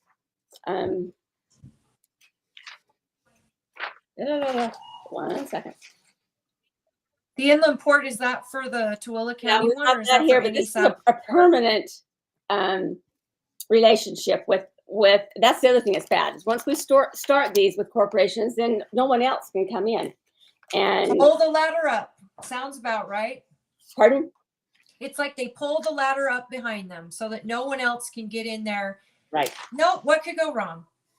Well, it's going to go wrong if we don't stop it. But what we can do, and it's interesting, is Twilla is a charter city. We're the only city in the state that runs by a charter. It's a historical document. The rest of the cities in the state run by the legislature. They have to follow because they have a different type of mayoral system where the mayor is part-time, more of a parade type waiver. He just walks in and he doesn't have he's not over the day-to-day operations of the city. Our charter is amazing. And those of us who've lived in Twilla forever understand how it works. But if you move to another city, even in Utah, they're not run by a charter. Explain the charter. Okay. Because I was fascinated by it. I didn't know. Yes, it's very interesting. Did you know the Tooele City has a charter? It's like I knew that. Okay, we're the only one who does, and it's been verified. I was in a meeting the other day when I piped up and said, "Hey, we run by a charter." When we were deciding how we were going to be able to fix this, and the lady said, "Yes, in Twilla City, you're right. They are the only ones in the state." So we've hung on to that. And what it is, the mayor is the executive branch. They're in charge of the executive role of the entire city, just like our government is. They're over the day-to-day operations, the employees. They're the executive branch of the government. And then we have the legislative branch. That's our city council. Then we have the judicial branch, which is our city attorney. So they work together same way our government is supposed to. And we're used to that in Twilla, but other cities don't have that advantage. And that is what's going to protect us with this overruling situation that the state wants to do for now. I mean, this is where we need to bring on all of the other cities. And in Chapter 11 of the Utah State Constitution, they can become a charter, but it takes a vote from their citizens. There's a Utah coalition that's going to help them if they want to. And in this meeting, we had about 140 people that had city council members from other cities attend and listen to. They can become charter cities if they will get going on it. But we need to beef up our documents that talk about zoning and where we want things, our economic plans. They need to be beefed up so that we can say we don't want this state overreach. And can our state legislature step in and smack him down? Yeah, why didn't this, if the legislator voted against it, why would he do an executive order when it's obvious the people he stepped didn't beyond want the this? legislature and did the executive order? And an executive order is still it's a soft approach, and then you'll have a soft mandate, and then it will go back to the legislature, but they will gradually creep in with the law. So we have to circumvent it before. The legislatures we've talked about have a lot of 70%, no, it's not quite that high, are, and it's nothing, it sounds bad, but they're not following some of the things that we are in our best interest. It may be developers, it may be what that, and I'm not saying that's for every one of them are that way. I'm not trying to pass that along, but it is something where we need to watch who we're electing to our legislature, because right now they're pushing back. But if they become a majority in the other direction, this could take place. If they pass it into a law, and they always do it softly, one step at a time. And we need to, on the other side of the fence here, come in with more strict zoning in our cities and by our city councils and by our county councils to protect us from these authorities, because they are a private partnership with there's a state sanctioned monopoly is what it becomes to, and they are going to take away our zoning in these certain areas, and our county's big, and we may be okay, but other counties are not. They don't have. Erda became a city over this very issue. Their right to do planning and zoning in their own way with their own development. I mean, you remember, all of us remember, no one was going to tell them that they had to allow the temple in their city, and they fought it. Can you imagine? It doesn't matter anymore. To what I live in Stansbury, we don't have a lot of places for business. Say that again. Can you imagine if your vote didn't matter anymore? Say it again. Say it slowly. In planning and zoning. Because cities survive on planning and zoning, and especially if it's done right. What bothers me is even people, good-hearted electeds who are doing the best for their county or city, are going to get the brunt of this. I don't understand why the governor would sign this. I would love to have the governor on.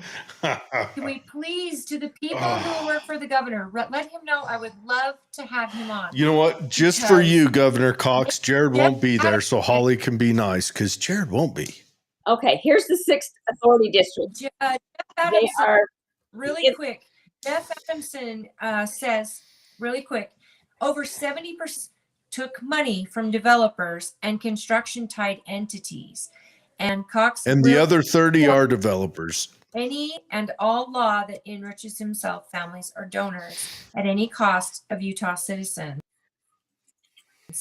The Utah cabal includes a lot of our legislators. Yeah. And not all people that work in development or real estate are bad, mind you. They help grow cities in a way that are smart growth and all that. But again, you have to be accountable. Going in with an executive order means I'm going to pick this committee appointed by me. They're accountable to me, not you, the voter. And if I'm not running again, what do I have to lose? I don't like this. It does feel like overreach. Please continue, Kay. Oh, you're fine. Here are the 6 authorities. They are I had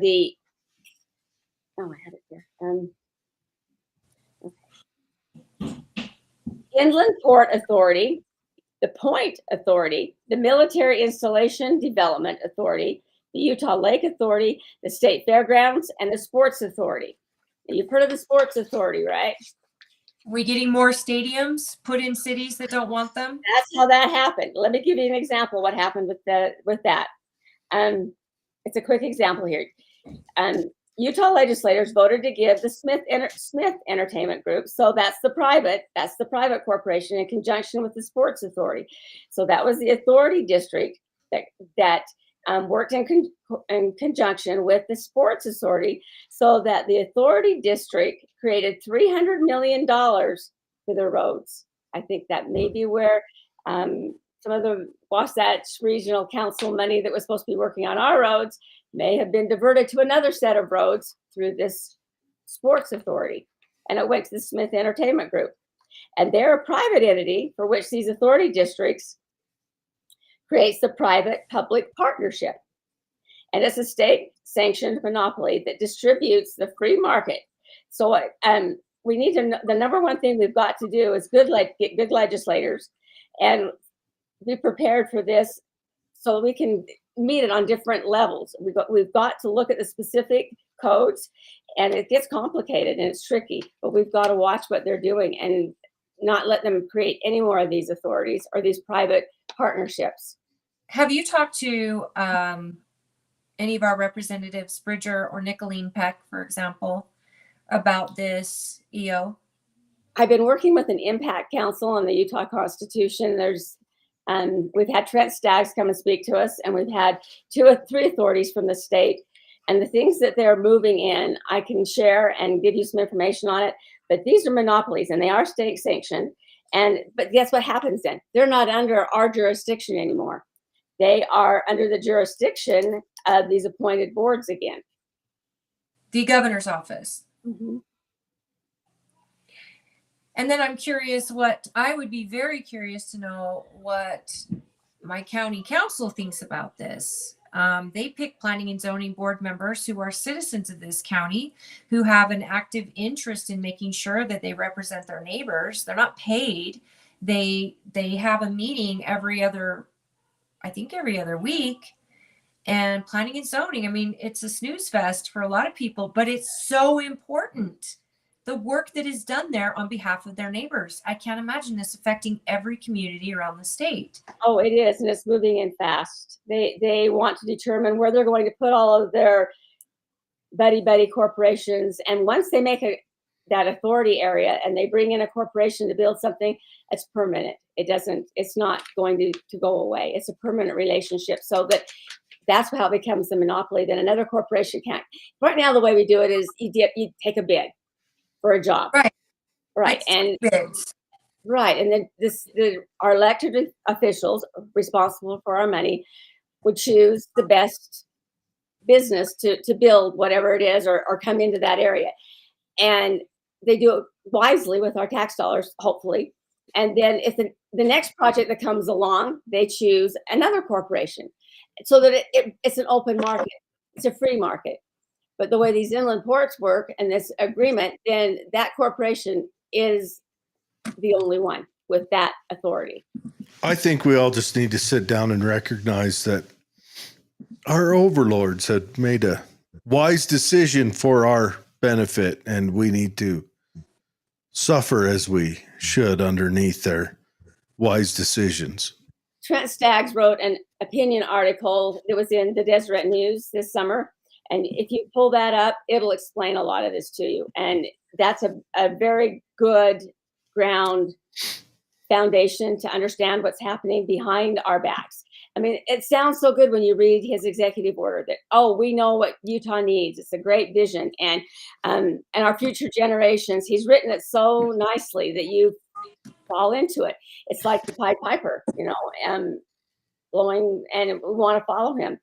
And it's not in our best interest because his words are just opposite of his actions, in that he doesn't want anybody from the federal government to tell him how to do things here, but he wants to tell all the cities in the state how they should do things. So here's the thing, Kay. I've known you a long time. I know you are not a fan of this governor. I know that is something that a lot of the things he's done has not been good for you and your standpoint.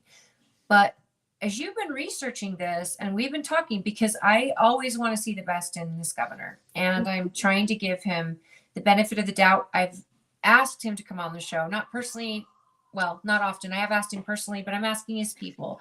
I'm always trying. But I've noticed through this that you even tried to keep an open mind here, and you keep going into this corner where it's just, it's not making sense. I keep going down a rabbit hole of things that are going on behind the scenes that is not the face that we see. And then when you get people like Trent Staggs that comes on, and he's been very loud about this, and he's seen it happen in his community where they decided, he calls it Wall Street. They're not owner occupied housing, and they're building these apartments, and they're not really apartments. They're units that people can live in, but nobody's living in them yet. We've got an overabundance of housing, which is just the opposite of what we're being of unoccupied housing, of controlled housing. Holly, illegal aliens too, or sorry, illegal immigrants housing as well. Holly, remember how Governor Cox never came out to any of the Twilla events for your party? He did at the end of his campaign. Yes, he did when it was time to run. But remember, while he was governor's first go round, he never did. I'll bet he never missed a donors event. Something to drink on there. I don't love it. I know the governor's busy, but we're such an important county, and I want. No, the governor is working for people. The people who got him there, he works exactly for them, just like all political people do. And these are taxes and fees. It's an economic model that the authority districts are setting up, is a merger between select corporations and government in order for the corporations to get access to these special financing infrastructure and markets. So these PIC corporations are getting special access, and it's basically so that it can be a cash cow for them, and they're able to go in without using taxpayer dollars and create profit for themselves as a private corporation at taxpayers' expense. We don't want a big stadium in our county. No. We don't want the Olympics in our county. Things like that people don't want. We want our road finished that was started, and yet it's been delayed. And again, it's our electeds that get held accountable by the not. Well, if you don't have, like we're talking about the schools, if we can't go in with our voice, our vote to change things, these aren't voted in. These are appointments, and we don't have a say. So our authority has been stripped from us as citizens to change this. So that's why it's an autonomous right, and it takes away our representation. We need to talk about solutions to get around it, which we did. We need to keep our charter strong, and it's an unlimited. It allows unlimited contributions from. That's the thing we need to do. We need to fix the legislation so that they can't take these unlimited contributions from big money from the election contribution law or rules. That's the other thing we need to do as a solution, is limit how much money can be paid for a campaign. So that's one of Trent's suggestions as well, is to limit what through PACs. Right. So that this overabundance of money coming in that influences our elections, there's a max to it. We've got to meet this on different fronts to stop it. It's a good point.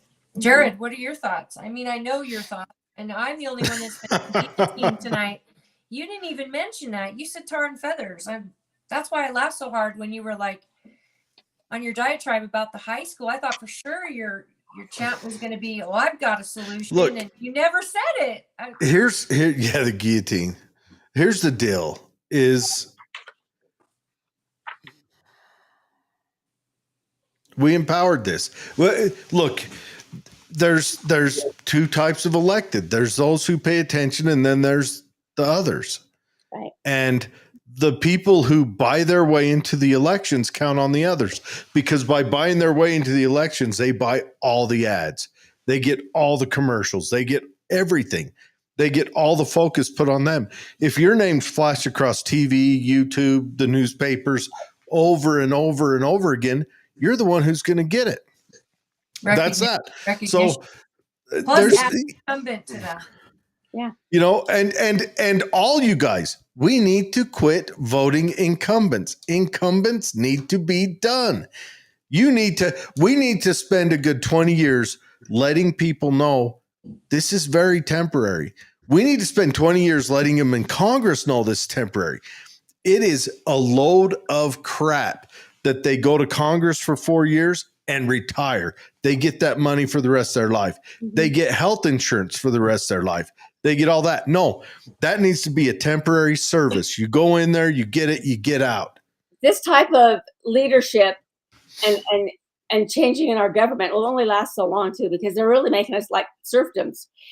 They'll have the king, and then we'll have the peasants, and everybody will be bowing to the king. And then we'll have an uprising, and then we'll start inventing new machines to raise mayhem. And that's where we're heading to. Hey, leaders, right now, you guys are building a two-way rifle range. That's it. The constitutional governance, it's a quiet shift. They're changing. It's not better government. It's replacing our constitutional republic with, and they're going to start doing it through data-driven information and an algorithm, and through these executive type orders, just to keep pushing in and changing the way we have ran our country. It's doing away with the Constitution. Tell me what the positive would be for the governor to do this. You just sit back and you don't have to pay attention to life. That's the positive. Right. Life will be formed for you. Live, die, get wealthy, be poor. It'll all be laid out. Just sit back. You will eat the bugs and be happy. You got it, Jared. That's what they're trying to convince us, because they're sweet talking us, but somebody at some level is making big money. So wait, so do these companies that are getting these bids for development, are those companies still paying into a county budget with their taxes or helping the taxpayer? Like, or is this going to the state? I gotta know. I'm sure they peel off. And they're not a special district; they're an authority district, and that's why we got to separate that. Don't get this confused, because there's special service districts that take care of mosquitoes and water abatement and things like that. This is not what this is. These are authority districts. These are people that they're communist. Yes, They're people who get paid to allow people to build businesses that you're forced to work with. This is great. This is, you know what? This is the ultimate scheme ever. This is like devastating to me.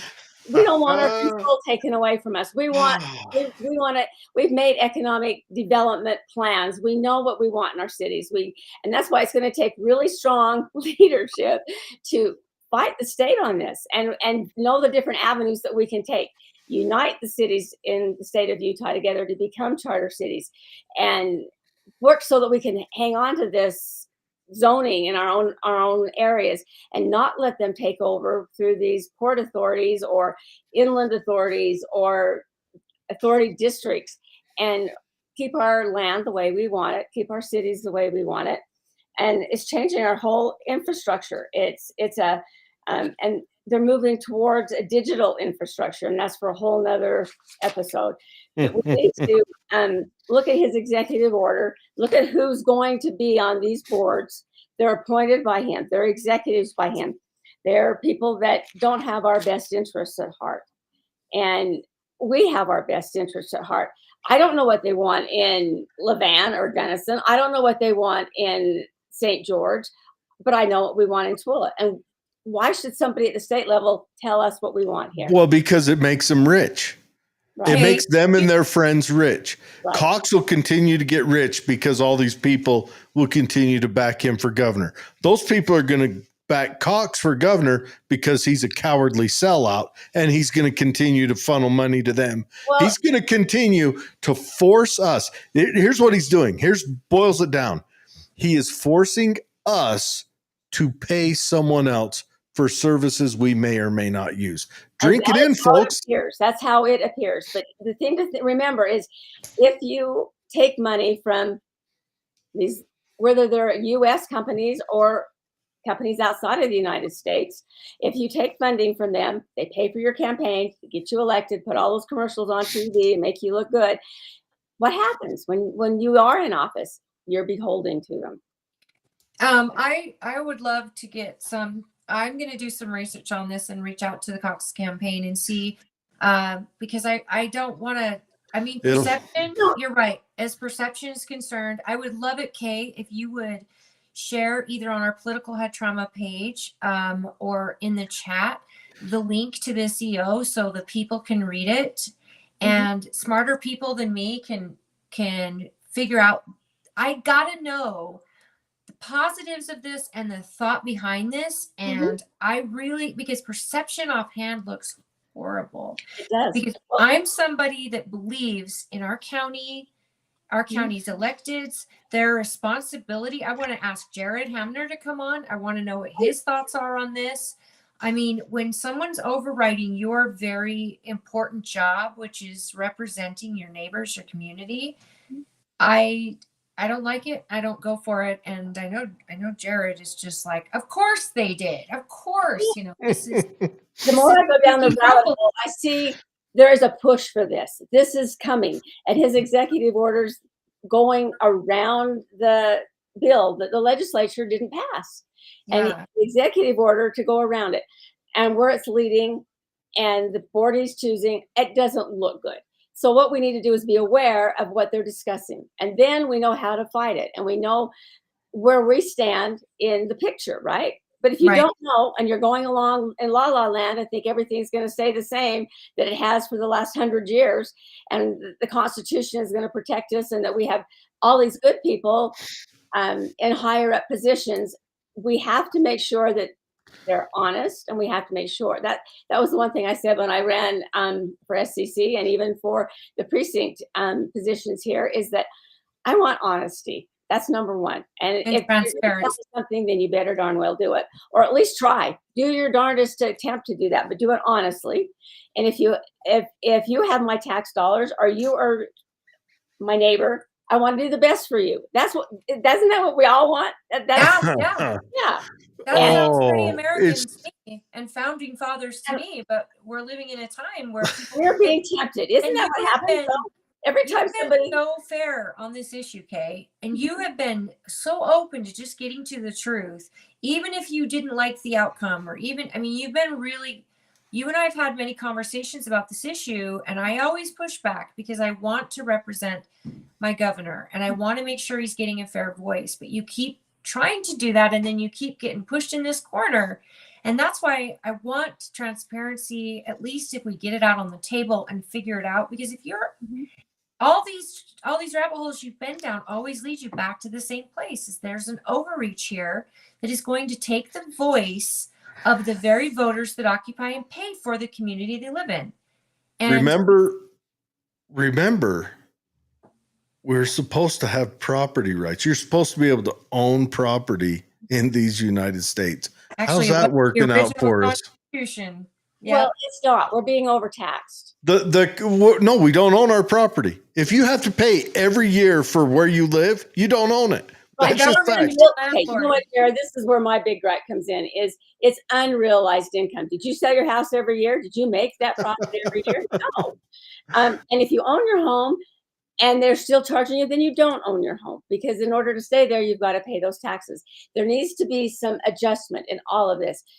There's a lot of ideas out there and a lot of thinking outside of the box that we have discussed, Brad and I here, that we could achieve, but we need consensus. We need people that in higher up positions to rewrite. We need legislators to grow a spine and take this on, and we need a governor to sign it. But that's a lot of money they don't want to give away, and there's no alternative in place that I know of that would pay the schools. Because if we figured out that part and we made this state a no income tax state, a no property tax state, we would have the best of the best flocking here, because it is the landlord is the government is our landlord. You guys want to hear a crazy notion? Yeah. We didn't have a school board forever. The founding we had fathers said life we had better property. educated kids before that. Every time they establish these big government boondoggles to do something, it does the exact opposite. Everyone tell me how the Patriot Act's panning out for us. Governments turn gold into shit. They do. That is all they do. This owner And we need to drink that in. We need to remember that. I'm an atheist. I'm going to tell you right now, the only decent schools out there right now are church schools. Well, they're not falling to the woke mob, and they're actually teaching. So maybe privatizing the school system, however you do it, however you support that, is the way to go. Mm-hmm. I would privatize the school system before I get health care for all. I think you get more benefit out of privatizing and 100%. 100%. With property taxes and being our thoughts. Now we have the internet. The school system would be completely free. I'll tell you, any kid can go on YouTube and get a better education than they'll get out of any of our local schools. Well, they're giving them the Chromebooks at schools. They're letting them use all of those tools. And those are things that they really need to get out of their hands, because they're leading them down in paths where they can go down rabbit holes. And kids are curious. And yes, they are. And kid prison just kills curiosity. That's all kid prison does. And they're telling you at the same time that you as a parent need to keep your kid off screen time for their mental health while handing your kids. That's exactly what we're saying. It's a double standard, isn't it? You can't turn your homework in unless you've got a cell phone where you can take a picture of the assignment and email it to the teacher. And I'm like, I'm not getting my kid a cell phone. Let him turn it in. What's going on? We're living in a circus. And honestly, COVID, I think, just ripped the Band-Aid off. All of us either went that way for positive, or we just said, no, I'm done with it. Well, some of us saw behind the curtain before COVID. Sure. Anyways, we got common sense. Okay. More to this. Thank you very much. We'll have to have you on after you guys dig around some more. Yeah, we've got Carrie coming on. Carrie, will you please share that EO online? Yes. And I will be in touch if I'm able to get information from anybody about this issue. And I would love you to be a part of that meeting if I can make one happen. And I appreciate you doing all of this research. You are a patriot's patriot, and I'm so grateful to you and your family. And we wish you guys the best of luck with the mayor campaign. Remember, if you are voting, you should have your ballot already. The primary is August 12th, and Brad Pratt is on that list, and he is a true and blue Republican. He's been part of our party since its inception in this county. Not a blue Republican. He's a true and red Republican. He's a good American, and he loves his family. He loves this community. He loves Tooele, and he loves America. And we used to have good political debates, and it was great. And I'm not even proud of some of the Republicans right now. So I'm proud of where I live, and I'm proud of my friends and family. And I know that we need to be honest with one another and do what's best for each other. And that's why I think Brad would really be a good mayor. So of course I do. Have you guys, here's a quick historical anecdote. Do you guys know, I think it was in the 63 election that Republicans used to be colorized blue and Democrats were colorized red. And it was, I want to say, NBC decided to change that for their election debates. I like red, so I'm glad we're red. And that's when it switched over. It's interesting, right? That used to be the coloration, and the media decided for a debate to change the colors. Oh, really? The media? And it stuck. Yeah, it was like NBC. Again. But anyways, thank you very much, Kay. Thank you. Thank you, Kay. Yes, I want to real quick. Carrie, have you seen the stuff out of Cincinnati? Okay, you've got no microphone. So let me lay it out for you. So in Cincinnati, there is Give her a second so she can get her microphone. But that's why I'm laying it out. So in Cincinnati, there was a fatherless behavior incident that had a pretty like 15 dudes. How about now? Yes, we can hear you. 15 dudes jumping one dude. And then when a lady tried to get involved, they like laid her out and everything else and all this stuff, right? Fatherless behavior happens all the time. And a lot of people are trying to say it's a race thing, but I think it happens it's just idiot behavior. You know, You don't think it's a race thing? Okay. I think You're the people I think the people who did it targeted that guy because of race, but I don't think it only happens amongst that race.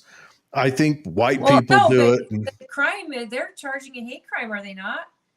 Well, the mayor came out. Because the congresswoman group was black. How about the congresswoman who said they're going for a beatdown? They asked for a beatdown. No, that was wasn't that a city councilwoman? A city councilwoman, yes. Yes. she totally, yeah, she stood up for him. But the one that got me was the police chief who came out and said it was media's fault. Right. You don't know the whole story. I don't care what the whole story is. They were stomping on a guy's head while he was knocked out. And then when a lady came over to try to stop it, they knocked her out. Right. Look, I'm telling you what, here's message to the masses. If you are still living in a blue city, you are a retard. Period. Okay. So, one, we have a two-tiered justice system, right? Oh, yeah. So our two-tiered justice system, had this been the other way, there would have been no question on whether or not this was a racial issue. So that's the first thing. Second thing, our country is just repeating the same thing. I made it in the comments. Keir Starmer. Okay, the exact same thing that's happening in the UK and in Ireland is starting to happen in America. We just had our first situation that we know of a newcomer taking a 12-year-old girl, SAing her, returning her back, calling her over and over and over again, and the community saying, oh, but this is a good, upstanding community member. So we're there now. Congratulations, our cowardice has brought us to this point. Low trust society. We have come to a place where we are afraid to hurt someone's feelings. We are afraid that if we hurt someone's feelings, that somebody's going to turn around and call us all sorts of names. And we will sacrifice our kids to not be called those names. And when you said, why not? We sacrifice our kids on the blood altar of Moloch. Why not sacrifice them to the other people? Just keep, kids sacrifice. Too. I think we're past it. I mean, I know what you're saying, but I think America has we're going back, the pendulum's swinging the other way, where I think people are so sick and tired of what's going on in England. And they're like, okay, no, these Islamic communities where they're keeping whites out and Christians out. No, these anti-Jewish sentiments at colleges. I mean, Trump's suing all these colleges for huge amounts of money, $500 million to Harvard. Mm-hmm. I think we're in we're going back the other way because, and then the immigrants, the illegal immigrants who have come through here, you're committing crimes, you're out of here. I hope the community realizes that we've got a ton of wolves out there and they have all different hats. They're all different colors. And we as a society need to get on board and protect each other. I'm hoping that Trump realizes that because he does bring in people. A woman who just now stepped down was going to be second in command of education. Well, she brought in a whole lot of DEI. And we pretend that DEI is gone because Trump made an executive order. But even in Utah, we didn't sign the executive order. We didn't say, okay, sure. She was behind mandate stuff too, right? What'd you say? Was she also behind like school mandates and things like that? And how did she get through? That is a very good question. I think it's because she's pro-school choice. But back to your comment about the safest place being Christian schools, don't think that Christian schools and Christian societies, think about the Gaineses, right? Think of the Christian, there's a big separation between the quote unquote conservative Christian and the progressive Christian. And the progressive Christian has now infiltrated and is now saying this, and this. These are no longer okay Christian traits. Those are old-fashioned. You need to get with the program. And the so Episcopalian and such. Well, this is Chip and Joanna Gaines, Fixer Upper. What's going on with that? Who? You don't know John Gaines? They do Chip and a Joanna reality Gaines? show. So okay, so they do a Do I look Fixer like show. a lady who watches The View? I don't know This is reality crap. This is a reality show where they flip houses. There you go.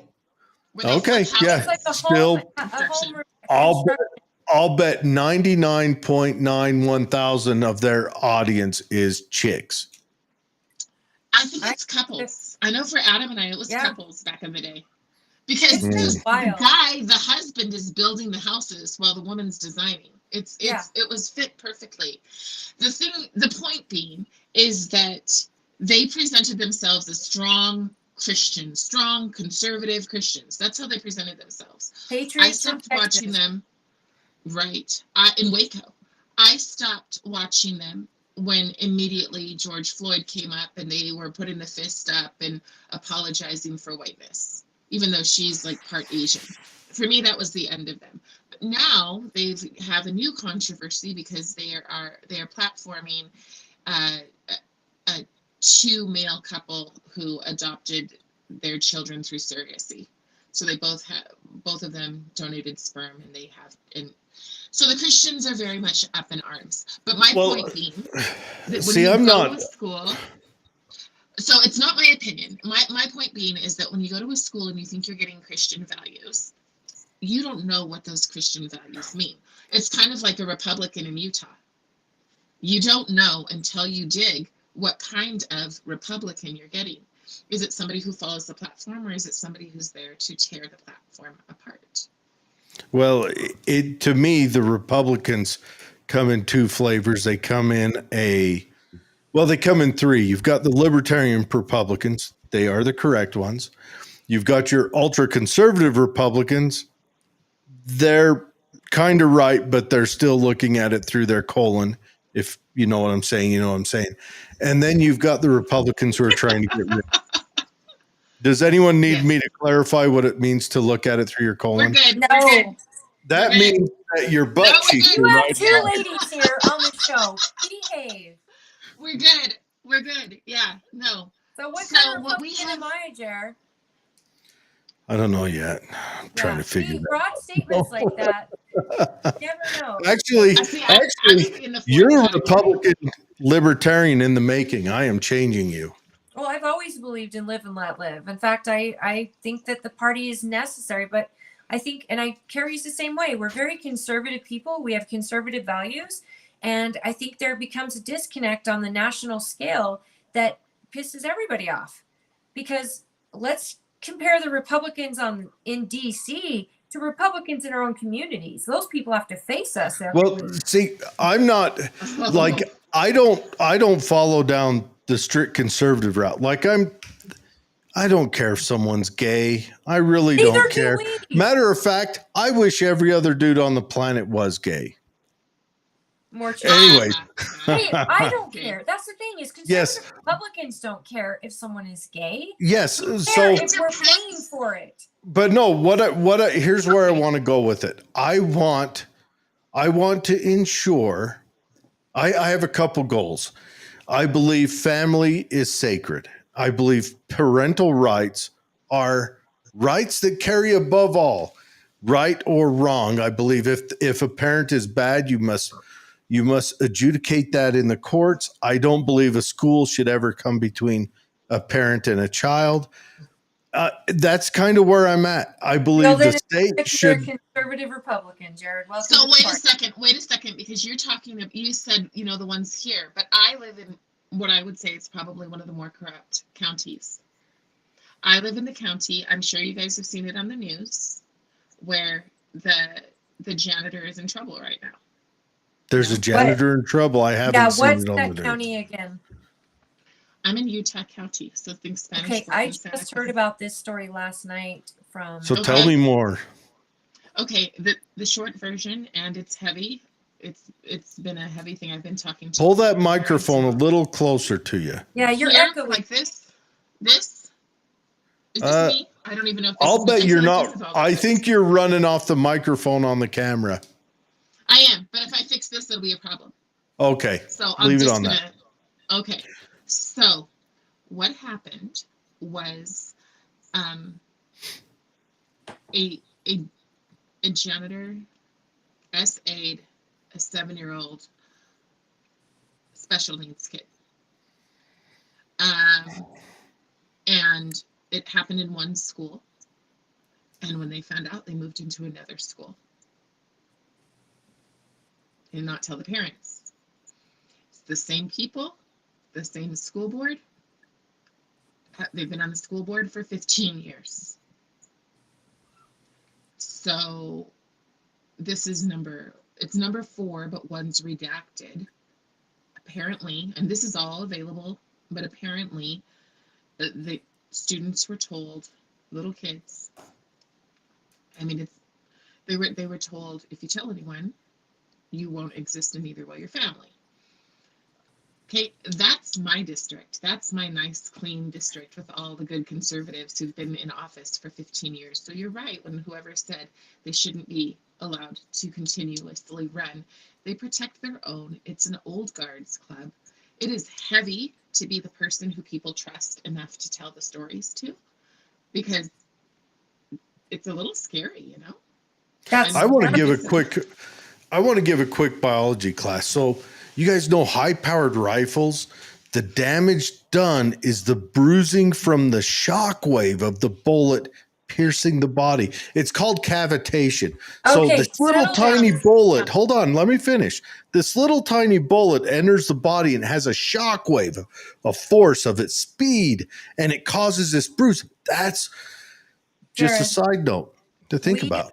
Carrie, we both know this because this was an issue in Grantsville City recently, and it's been an issue in our schools. Not to that special needs level, kids. and not to minor children, but to minors, teenagers. But the fact that it's like the Catholic Church was doing that by moving priests that were having bad complaints. Right. The school district knowingly moved them. Why Yes, would the I've seen the paper. so I've actually seen that they would risk killing I've seen kids? somebody write something and then somebody respond and say it's a private matter. We're going Did it to happen again? It's happened at least three times. So, well, all at of least, them. so court is I'm going to say August. this openly. All of them. Death penalty. Done. I will wash my hands of that. All of them. So you're I will talking about death penalty families and then that I'll run salt this the town. earth. You're talking about families that run this town. So one person is a teacher. He becomes teacher of the year right after this, not before, right after this. Then he gets to become a principal, and he takes the janitor with him to another school. So when you say you're overlords, yeah. And what do we do? How do we fix it? Well, we've got to build community. We have to build community. We have to say, hey, guess what? You get a voice. But you only get a voice if you use it. Because if you don't, if you fall for the let us keep you safe, these are the people you're letting keep you safe. Our whole safety culture, our millions of dollars going into schools to keep kids safe, when we can't keep special needs kindergartners safe. So there's that heavy. Who is this damn janitor that people would risk every child? Good question. Them? Good question, huh? Good question. That I believe that will be coming out. But as an advocate, there are things that I only go. But it is a good question. I have wondered how in the world especially in our classist society, because in Utah County, there is definitely a we are your betters kind of attitude amongst the people, the working class, the people who work in the factories. Okay, there's two very different groups of people here. And then there's all the dependents. And they like the dependents because the dependents will keep voting for them. So where in the world a janitor being protected comes in, I don't know. I know that when this all happened, a part of it, BLM got involved because the janitor is a minority. He's not Black, but the janitor is a minority. So it's it has been a very, very, very, very heavy. So you want to talk about Sydney Sweeney? No, on behalf of the child or the victims, I think we need to get this man's name and story out there all over the world so that we can understand if this is a dirty little secret, we need to uncover. I'm so sick of these little things going under the radar. And the board members' names, anyone who protected him, they should all stand trial. Well, I can tell you the one person who was on the board then and is on the state school board now. Who's that? Our dear friend, my dear friend, Mr. Booth. He was on the state school, and what happened is a bunch of parents came into the school board and they said, "What the?" Obviously, right? And they were told, "Keep your mouth shut, or some of you might find yourselves in jail." Well, because they're calling it, they're saying that you're defamation, probably, even though you actually have a victim in a case now against this guy, right? The family has got a case. They've got 3. Yeah, it's August 11th is the court. August 11th is the court. These families are going to have a lawsuit that will bankrupt Utah School District. Utah County. I think there's a lot of things coming. I think there's a lot of things coming. So, I mean, you can see the whole situation, how it was found out and everything. It's all available online. I just know that the people are like, please don't say our names. Please, protect kids. Well, do you want to share a link with us that we can look into it? Just in the chat? I don't have it, but it's on KSL shared it, or Fox. I think maybe it's Fox 13 that shared it. I'll look it up later. So, okay, tell me about Sydney Sweeney. Don't be bursting no bubbles. Okay, the reason I think the Sydney Sweeney thing is extremely relevant is all the people who are freaking out and melting down. Listen to what they say. They're all, "I'm very educated. As an educated person, this is the way I feel." Blah, blah, blah, blah, blah. What they've done is they've been taught to only look for the worst of something. Sydney Sweeney's commercial says, "My jeans are blue." The commercial itself says Sydney Sweeney has good genes. But you know what she says, "My eyes are blue." My eyes are blue, yes. But yes. No, she doesn't. She does I not. think she says, "My jeans are blue." blue. Because she's talking about jeans, and then she looks at him and she goes, "My jeans are blue." So. But either of the commercial with what's her name, where she's like, "You know what gets in between me and my Calvin Klein jeans? Nothing." Right.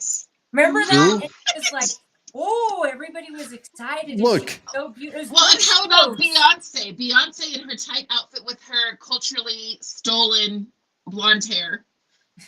Culturally appropriated blonde hair. Sorry.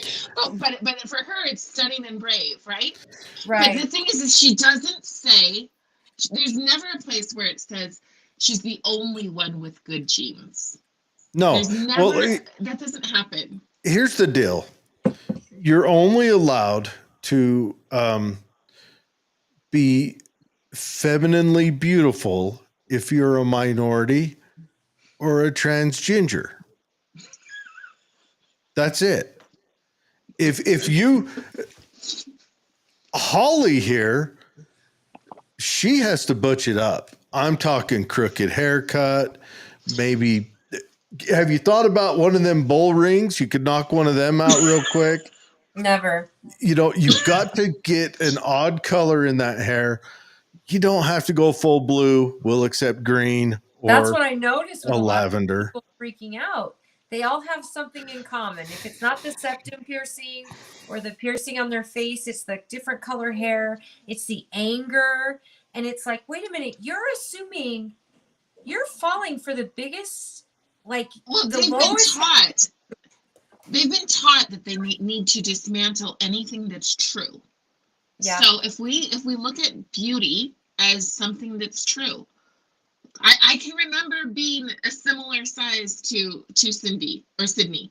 That's so many years ago. But I can appreciate that she is physically attractive. Well, now. and she's And I young. laugh because one day she won't be. Yes, it happens to everybody. We all go through this. You Right, know, and so this is some you- of us come this is out the beauty. womb that way. I mean, I was very attractive up until about 17 minutes old. But after that, I mean, I lived a glorious 17 minutes. Yeah, and the then, thing is that imagine what if they have a campaign coming out that is just person after person after person like United Colors of Benetton. What if they do? What if the next one is an Asian woman going, my jeans are yellow, and another like, I mean, they can be. I saw this. It's not me making it up. I saw it on a meme. A girl. I did too. I did too. Yellow, right? I did too. So, that was I mean, great. But could you imagine? Or a black woman, stunning, gorgeous, or man, you know, my jeans. And then they did the Italian commercial afterwards for Dunkin' Donuts, where the guy's got the very, very blue eyes. The Dunkin' And it's Donuts like, commercial. and he's like, I'm the king of summer. Yes, yes, honey, you are. Yeah, well, I've heard they've got the Johnny from Karate Kid. I heard he did a commercial for him too. He's kind of the male side of it. So look, attractive people sells. It's an attention market. You're going to throw up. You're going to throw up a commercial that people are going to keep their butts in the seats and not going to change channels on. And it's an intellectual commercial. It's funny. It's a double entendre. It's not this stupid commercials we're seeing every day. Mostly drug commercials, I might add. It's something different than what we're seeing every day that makes you chuckle. It makes you watch. And you're like, oh my gosh. Well, the projections. So what they started saying was that they were putting forth shocking and offensive material. Meanwhile, we have had to spend the last 4 years looking at whatever the freak people wanted to put out there. More than 4. Somebody said, I want a snack, not the whole fridge.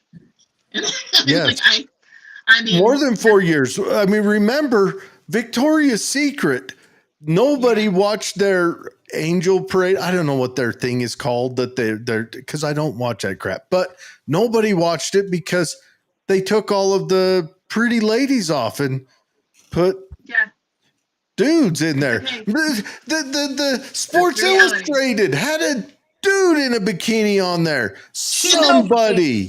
The funny thing is watching you just barely being able to get it out because we've been conditioned that it's wrong to say that some people are beautiful.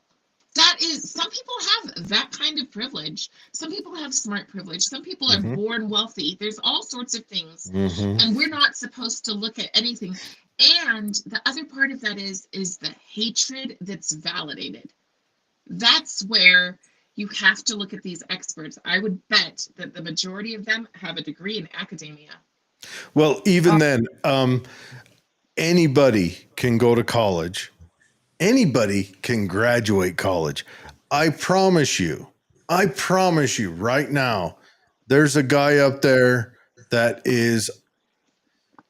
maybe can tie his own shoes and he's sporting a degree in something. So I have a question. Degrees out to dummies. What do you call a doctor that got the worst grades in his college? We had a president that had second worst. What do you call him? What do you call a doctor that got the worst grades in his college class? The cheap surgeon? You call him doctor. Yeah, that's true. That's true. Okay. Yeah. And you call them teacher. Yeah. You call them administrator. Even the ones that do the worst that still graduate, they still get that title. Well, so everything the left does, everything, and I think most of it's unknowingly.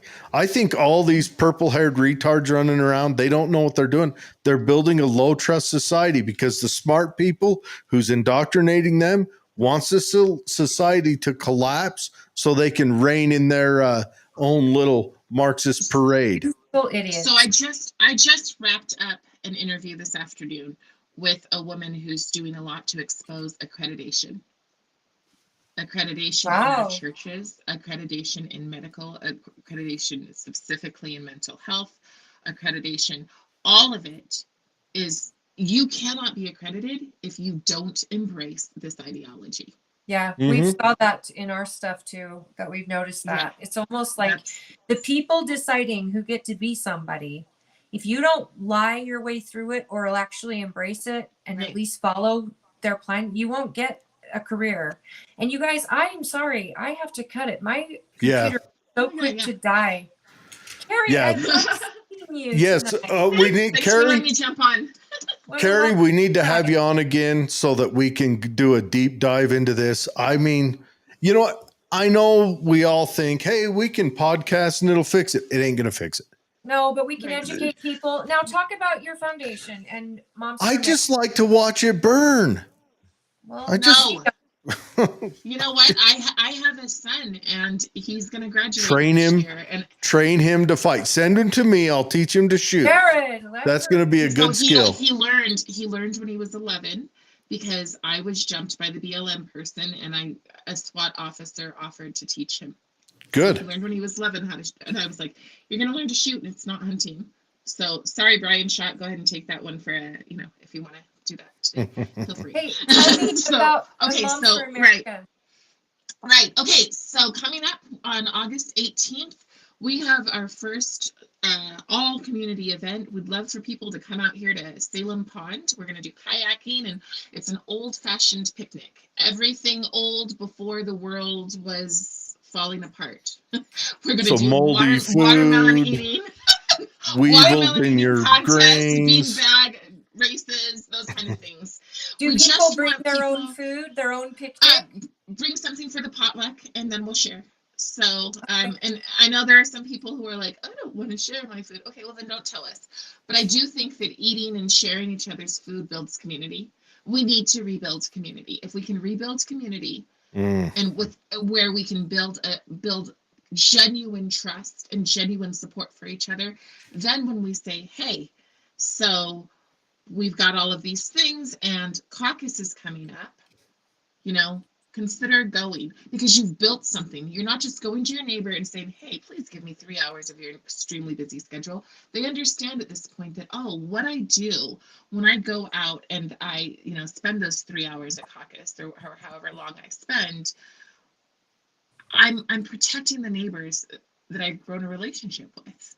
That's why I trust you, and they're like, okay, exactly. I'll come out because they've met with your kids and you, and hey, and when you trust your neighbor and you say, I don't trust this janitor at school. Here's what I'm going through, and the neighbor trusts you to go, oh, you should see what I'm going through. You build a community that goes in and ends crap like that.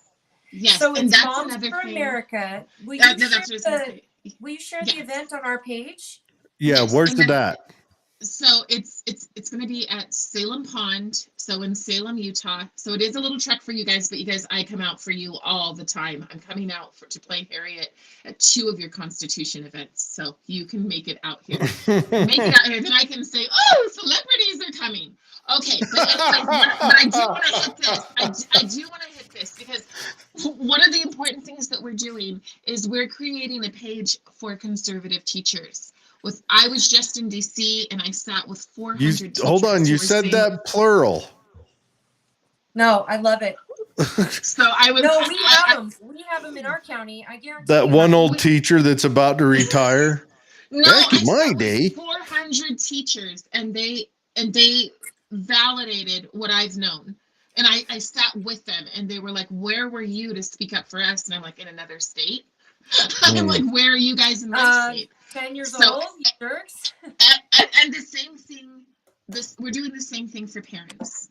Like, I'm creating a list. I know there's a lot of parents that are reading this stuff about what's going on with the janitor, and they're like, I've got to send my kid to school in 2.5 weeks. So what I'm doing is I'm creating the checklist of what can you do to keep your child safe? How can you give them a boot camp without scaring the crap out of little children? How can you help them learn to keep themselves safe? Like, to realize nobody gets to keep secrets. The only family, like, you can call your classroom your community, but the only family is the one you come home to at night. So we are moms or UtahMomsForAmerica.com on across socials, and I will share our picnic. Please come. Everybody's welcome. Kayaking. We're going to even do a traditional cakewalk, but different desserts because I don't do carbs. So, okay, so a cakewalk, but you don't do carbs. So, but other people can bring cake. What about steak walk? Have you thought of that? Since we're on a pun night. Adam is actually off. And we do have a big family grill. So if we get enough people, we'll talk about turning this into a barbecue instead of an old-fashioned picnic. I just thought old-fashioned. Ooh, it'd be cool to get a pig in the ground. Oh my God. My church used to do that, and that was the best barbecues of all time, was when they put a pig in the ground and let it cook all day. Oh. Do you even know what we're talking about? I know. No. Yes. I love you, Carrie. I love you. You too. I will see you. Love you, Holly. You guys finish this conversation. Yes. And thank you, everyone, for putting up with my tardiness. I'm in another state, and I couldn't control. But she's in a state of unreadiness. See you all next week. Bye. Yep. Have a good night. Bye. Be safe. Bye. Bye. So have you ever seen him put a pig in the ground? Have you ever seen that? Where they dig a hole? Yeah. When my son was 13, his birthday party, or when he was turning 13, his birthday party was supposed to be, what's the book with Piggy? What's the book with Piggy and his glasses that get broken? I can't think of it. You're asking me. Yes. Carrie, the book, I am older than you. Lord of the Flies. Okay, yes. And so we had gotten the pig and everything, but his birthday was 3 days before the COVID, or 3 days after the COVID lockdown. COVID, before the economic disruptor for power. Before the lockdown that destroyed the mental health of many, many young people.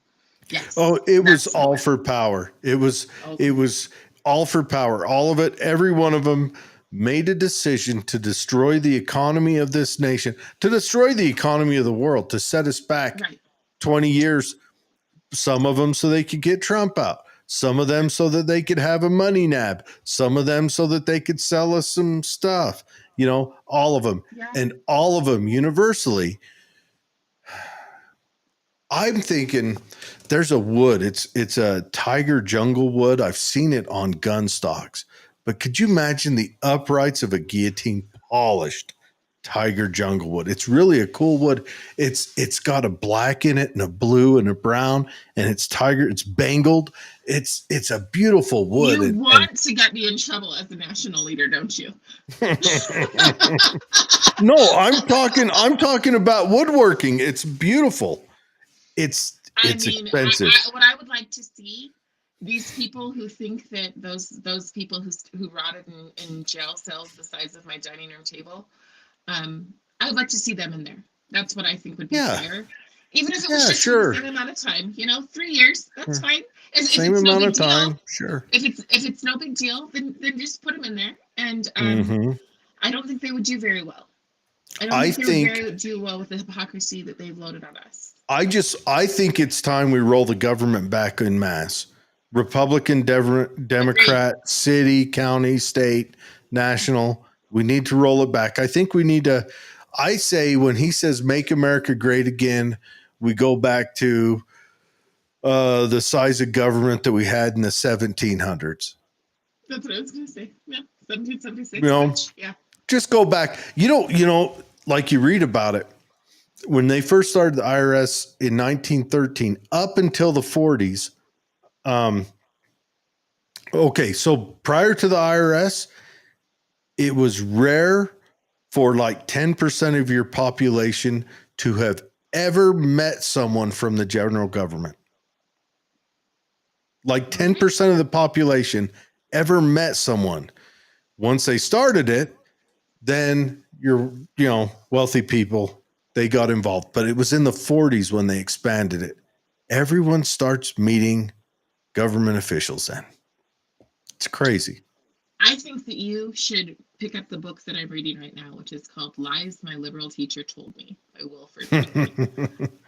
I have been shocked at the things that I have found out already, like just a short version. Chattel slavery was started by a black man, and I thought... Yes, his name was Anthony Johnson. But I had heard that he had just done it to get his family back. That's not true. Sure. He was a Frenchman. He was a Frenchman from Angola in Louisiana. And prior to that, we weren't a nation then, but prior to that, you weren't allowed to generationally keep a family. And he went to the courts and argued and was allowed to keep him. And he was a black man. And I've showed his picture on this very podcast. He was let alone for a couple of years, like for 7 years. And then with appeals, he was brought back. And that's what brought in chattel slavery. And then I found out about Native Americans and how they treated and had slaves. Meanwhile, we're supposed to be starting to do land acknowledgements to these older and wiser than us people. And it's like, So I'm going to tell my students these stories so that when they're told to do a land acknowledgement, they can think in their head, the human condition is the human condition, no matter where a person comes from. I'm going to do a land acknowledgement to Clovis, man. I don't know who that is. No one does. They found a spear tip in Arizona, and it closely relates spears from prehistoric times that were made in Europe. Oh, that's it. Okay. But they call it Clovis man. They think there may be an extinct person, but who knows? Honestly, it doesn't matter. Look, the best thing that could ever happen to the natives was they were to say, you know what, government, we don't want to be reservations. We want to be cities, and we want to rise up and not have you involved in our day-to-day life. If you want to see the saddest place on earth is the reservation down at the Four Corners, the Navajo Reservation. That is the saddest place down between Utah and Arizona. And that's because, and it's not because the Navajo aren't humans and aren't capable and all that. It's because they're on the government dole. You get on the government dole and you're trapped. You're trapped in poverty. You're trapped in ineptitude. You're trapped. You become a pawn in games. You never have any destiny of your own. Right. The reason I choose to live my life away from the government and is because I want to carve my own destiny. I may fail. I'm not very bright. I probably will fail, but it's my failure. It's not someone else's. Liberty to me is freedom through responsibility. And that's why I'm a libertarian. That's why I'm an anarchist. Because I believe in the ultimate freedom is me having my responsibility over my own life. And that includes my failures. My failures are mine. I agree with that, but I'm not an anarchist. I don't really want to burn it all down. But Anarchist? I don't want to burn any of it down. Okay. I'm just happy to know that they are burning it down. The problem with Republicans and Democrats is they think they're burning it down is for a positive. An anarchist recognizes that them burning it down is what they do. Governments only do one thing, and that's turn gold into shit. That's all governments have ever done. That's in the history of forever. We have a long history. There's never been an empire, a society that survived. Not once. We're not an exception. Well, I still believe that we can turn this one around for this time. I believe that's for this time, but for how long? We've got a pendulum swing right now. As long as people realize that the hand that rocks the cradle rules the world, and they look at their role as mothers and fathers, but especially as mothers, because mothers are the nurturers, they're the ones who raise. And what we have going on, especially in Utah, we have these two groups. We have the feminine and the feminist, and the feminist hates growth and nurturing, and they're thriving here in Utah. It's absolutely thriving. And then you have those of us that are what I would call the remnant. And I'm not willing to give up. You know, I may die on the hill, but I'm willing to stand on it until I do. It's all a Marxist move, because Marxism is our current disruptor of the time and day. It's existed before under different names. All this has. I mean, read about the history of the Golden Empire of Islam. Yeah. Have you ever read about it? No, but I have it on my list because I'm teaching ancient history this year. It's pretty wild. When you read about it, you'll be like, it'll shock you, because it'll remind you of us right now. Yeah. Well, I mean, the three men in the burning fire, they all had their names changed. They were taken from their families, and their names were changed. Shadrach, Meshach, and Abednego. Those were not their original names. They were taken from them, right? So I don't know this story. You don't know the story of Shadrach, Meshach, and Abednego in the fiery furnace? No. You really don't? Okay. So it's a biblical story, but the whole point is that they took children, they changed their identities, and they said, you will bow to this new identity. And those who said no were thrown into the fire. But in the fire, God was with them, and they didn't burn.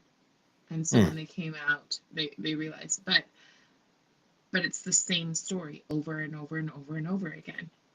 Give us the children, and we'll show you of course. the future, right? I mean, it's always that. So anyways, I don't want to keep you longer. Yes. So thank you for Harry, it's outstanding. Say hi to your old man for me. I will. Come to the picnic. Yes. Whatever. That's August 18th. Everyone, August 18th at the Salem Pond. Make an advertisement for it. Share it on share it on Political Head Trauma. Share it everywhere. I will. I like picnics. I like old-timey food. Maybe I'll bring a mincemeat pie. Okay. No one else want to eat it. Have you ever had it? No, I don't. Well, probably I have a brother-in-law who's an outdoor enthusiast, so I might have. It's not an outdoorsy pie. It's a meat pie that tastes like berries. It's wild. It's interesting. Okay. All right. Well, it's berries and meat in a pie. I don't know. I think they're pretty good.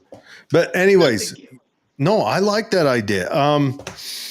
I have to see if I work that day, obviously, because I work some weekends. It's actually a Tuesday. Oh, it's a Tuesday. Or no, I think it might even be a Monday. I have to see if I work that day still, but I will do my best to make it. I promise you that. Wonderful. Wonderful. Yes. Thank you so much. Have a great day. Thank you. Everyone, for Carrie, for Holly, for the Pratts, for America, Hamana. Have a great weekend. Have a great night. Yeah. I don't know. I'm hoping that I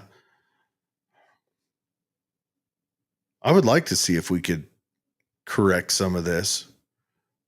I don't know if we can. But anyways, and for Sydney, thank you for that commercial. It's good to see the woke be exposed.